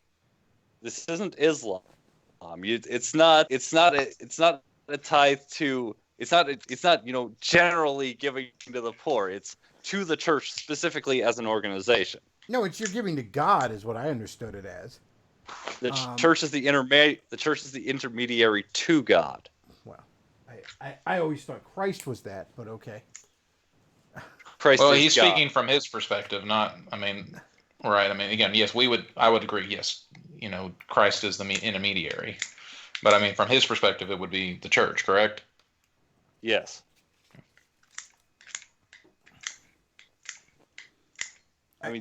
Just telling people to throw away a lifetime of obligations because of this one group of fuck-ups. This is approaching Sargon's, well, I'll make those Islamic extremists really proud to be British levels of not getting how this works. This isn't what those fuck-ups are at the highest levels. Yeah. In fact, it's as high as 50% according to some estimates. I don't know how much rot can be in a system before the system is dead. Well, those things kind of sort themselves out, don't they? When the system dies, it dies, and or if the system died, it wouldn't be the one. Well, the thing about dead systems is they can shamble around like zombies for a pretty long time. The zombie things. The zombie things would passe for a few years, right? I think it's an apt metaphor here. What zombie thing? And I think especially I think undead in general is especially an apt metaphor when you're talking about spiritual things. Or Ruth Bader Ginsburg. Well, yeah. She's such a zombie. I'm pretty sure that stray cats keep picking her apart every time she walks around.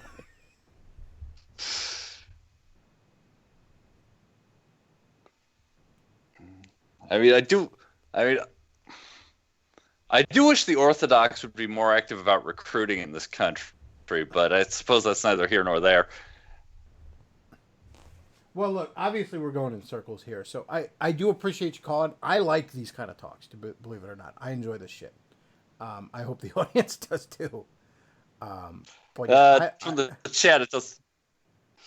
I like these kind of things. I like people coming on here and challenging me. I like that.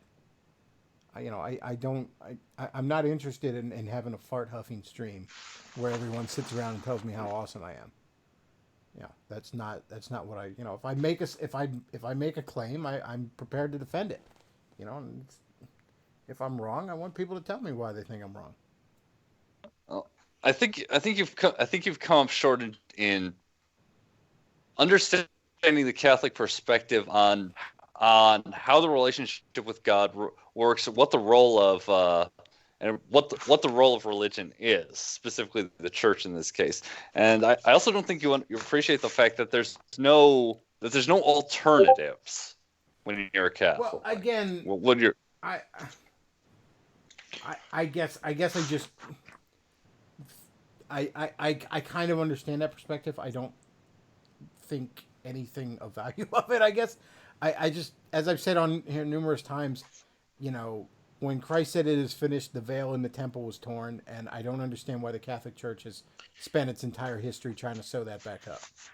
Yeah, but I mean, Chris, that's a different argument. Though, it is right? a different argument, there's a difference between arguing that there is a problem. Here is the rotten fruit of an institution, thus you should leave because of this rotten fruit, rather than trying to demonstrate by saying, it is finished, and now you're trying to sew it up, that the reason why you have this rotten fruit is because the tree itself is rotten. I mean, again, that's an argument that, okay, I can understand, I can get behind, but the idea that it's like, well, this fruit is rotten, so you're now complicit in this rotten fruit. Stop watering the rotten tree then.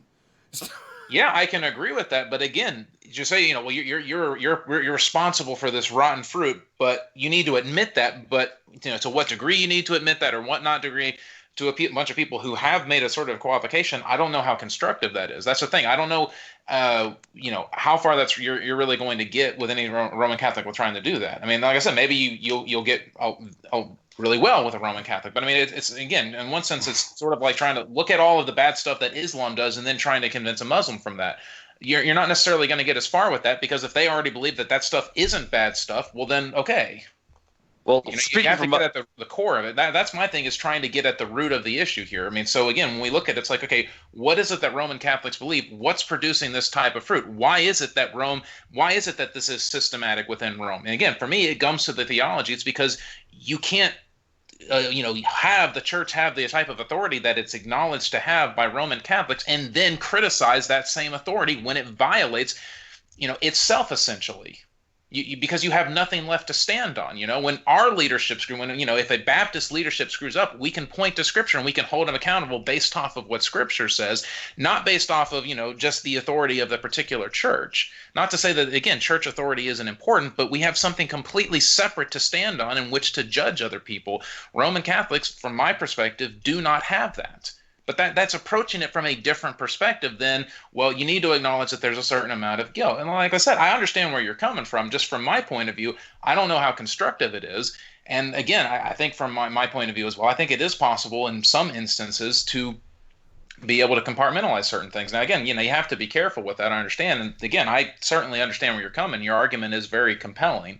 So that's my perspective. That's what I'm saying. As far as the constructive nature of it, I'm going to be honest with you. I mean, I'm running a show, and there's a stream of consciousness here.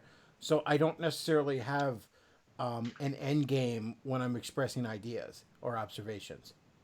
I said on here once that, I've observed that for some reason black and brown nerds love Dragon Ball Z at an incredibly higher rate than white nerds. I don't have any theories as to why that is. I just thought it was an interesting observation. I shared on the air for entertainment purposes.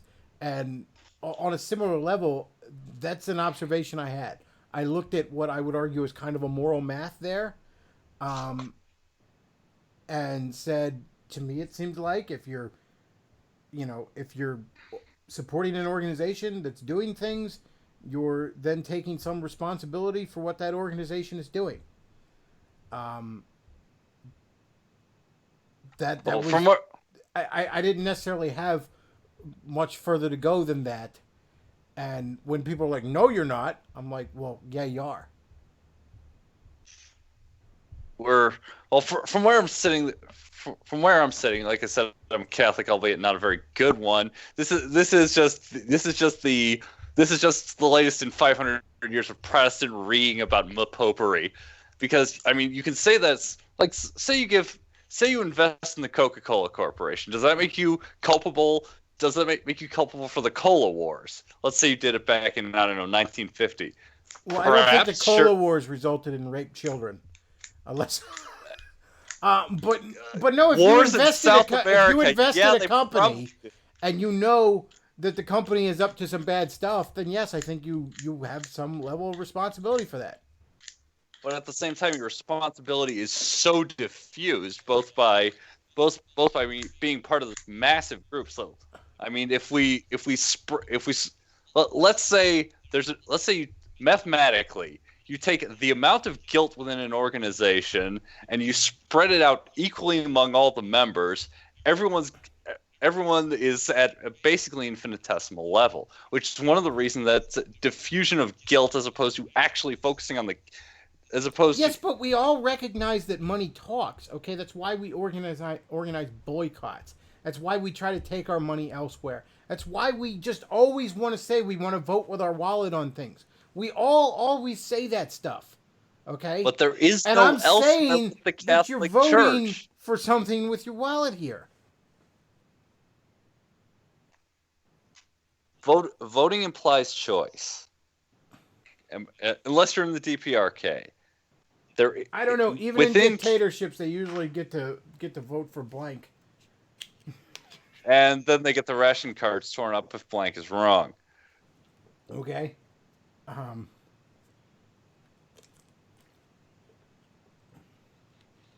I guess, I mean, I'm just, again, this is not meant to be confrontational. This is just to ask a question. So, but Chris, you would say then that through proxy of Luke, and you share some guilt in Twitter wanting to ban people unfairly, right? Because you still are supporting Twitter, maybe not financially, but, in terms of the use of their platform, again, through proxy of Luke, because they've banned you.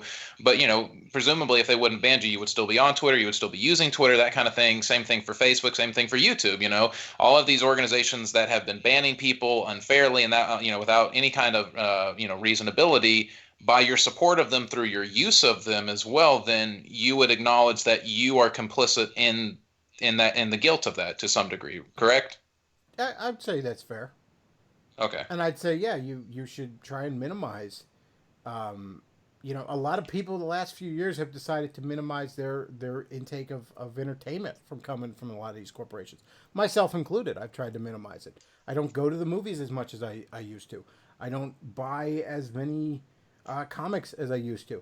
I don't, watch as much TV. I've disconnected from that stuff, at least to some extent. I know a lot of football fans, and football fans are huge cucks in my opinion. But a lot of them have said, I'm not going to watch as much NFL, or maybe I'm not going to watch any of it. I'm going to cut it back. I'm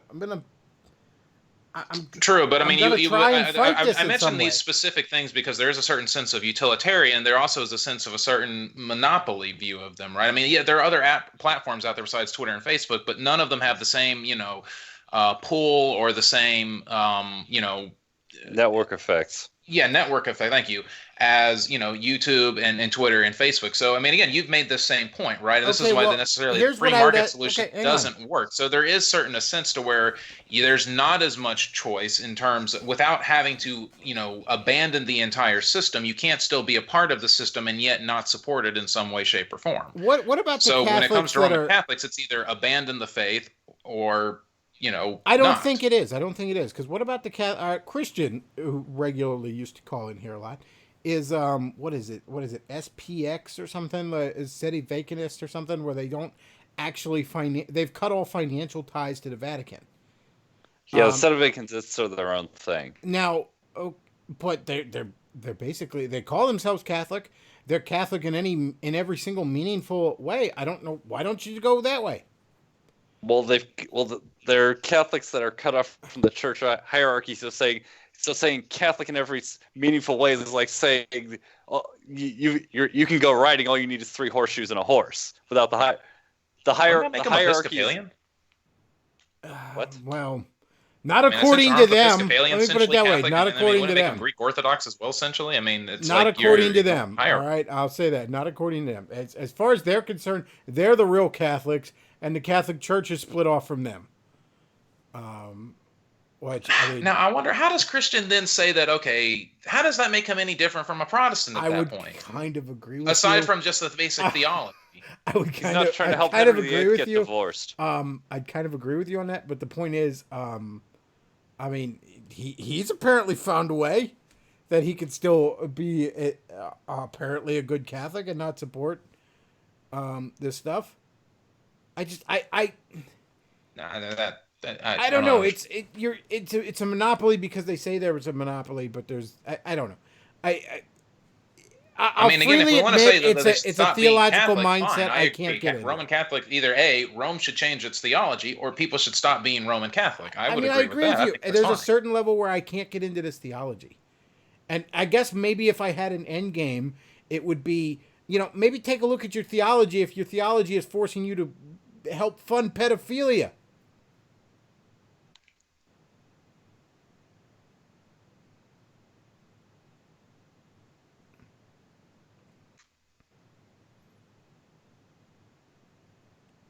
So, like I said, I don't know.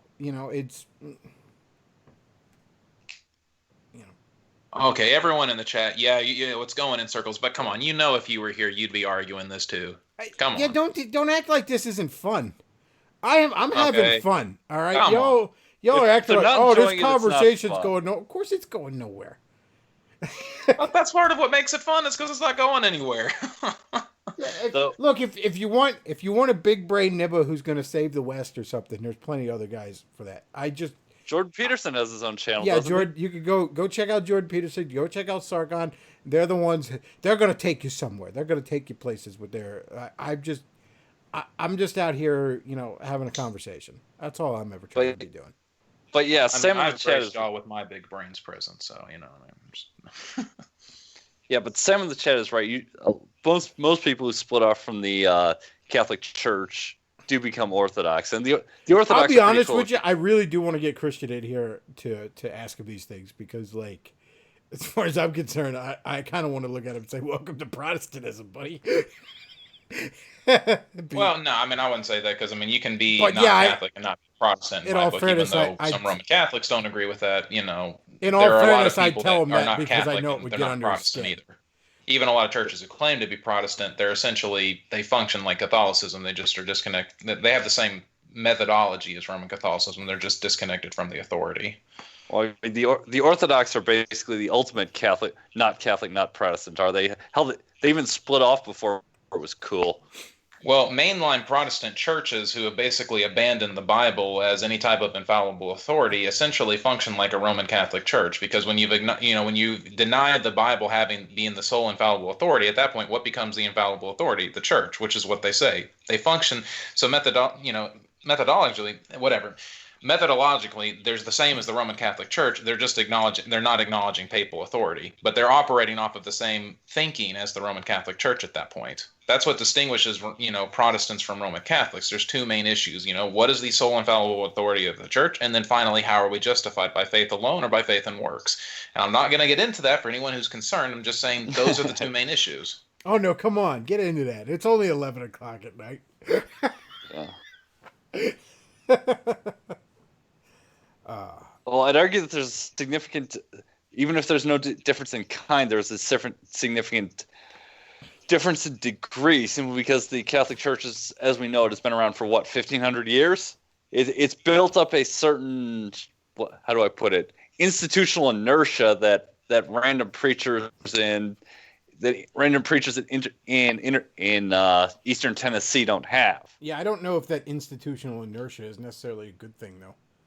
I didn't say it was a good thing. I think it's just sort of the thing that helps the zombie keep shambling along. And you know what? I still like zombie stuff, by the way. I'm not one of those guys who hops off the trend after everyone else does. If I'm on the trend, it's because I liked it. All right, I'm not gonna hop off because everyone else does. I was never on the trend because it was stupid from the start. I'm that kid that still liked Ninja Turtles into like 95. All right, because they were cool. I didn't like them because everyone else did, which means I didn't hop off them when everybody else did.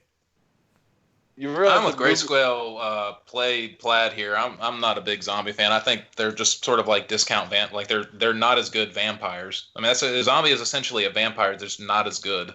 Well, it's a vampire that can't think. So they're the ultimate they're the ultimate filler chaff villain, which and it always, and because zombies can't be interesting as villains because obviously they can't think, they can't plan, they don't.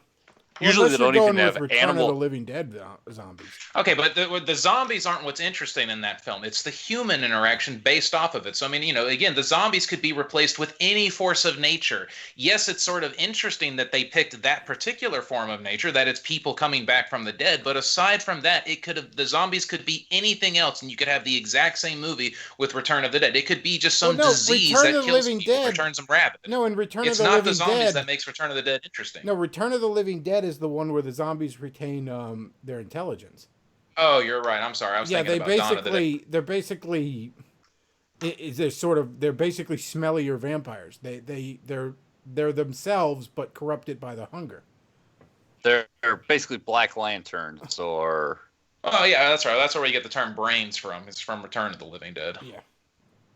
Yeah, no, that's true. Then the zombies in Return of the Living Dead are interesting. If more people went with that would be a little bit more interesting. That actually gave them more character. But they're basically the thing about the more brain dead zombies is, again, it's just sort of a force of nature, but there's also that element that, this tidal wave of destruction can, that you can end up becoming a part of it is sort of the worst aspect of it. I mean, you could go with the crossed comic versions of zombies where it just turns people into the most evil version of themselves. Now, while that comic just devolves into gore porn most of the time, it's an interesting concept. Well, I'm going to go ahead and wrap this up because we've been going on for a while, and I got to get to bed.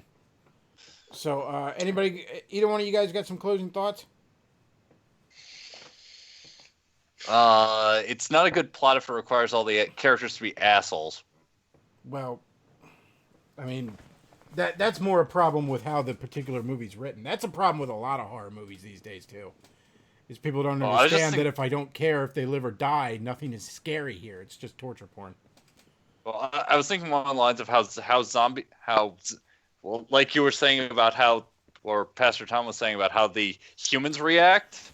Mm-hmm. And inevitably, to make the conflict, all the humans have to be these ridiculous backstabbing assholes for no good reason. Well, I think that's more just poorly written, try-hard drama. But anyways, Tom, any last thoughts?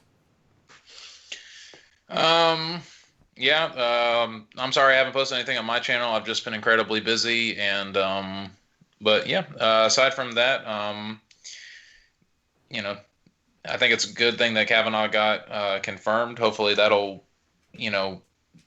put a dent in a lot of this, accusation without evidence, belief in accusation without any type of evidence thing. And, I don't know, I guess on a deeper level, just always examine the foundations of your beliefs. Otherwise you end up like Sargon getting shown up by some guy as a member of UKIP. Indeed. And everyone should check out Tom's channel. There's good stuff on there. All right, folks. That's all I got for tonight. I want to thank you all for listening. And Bechtloff.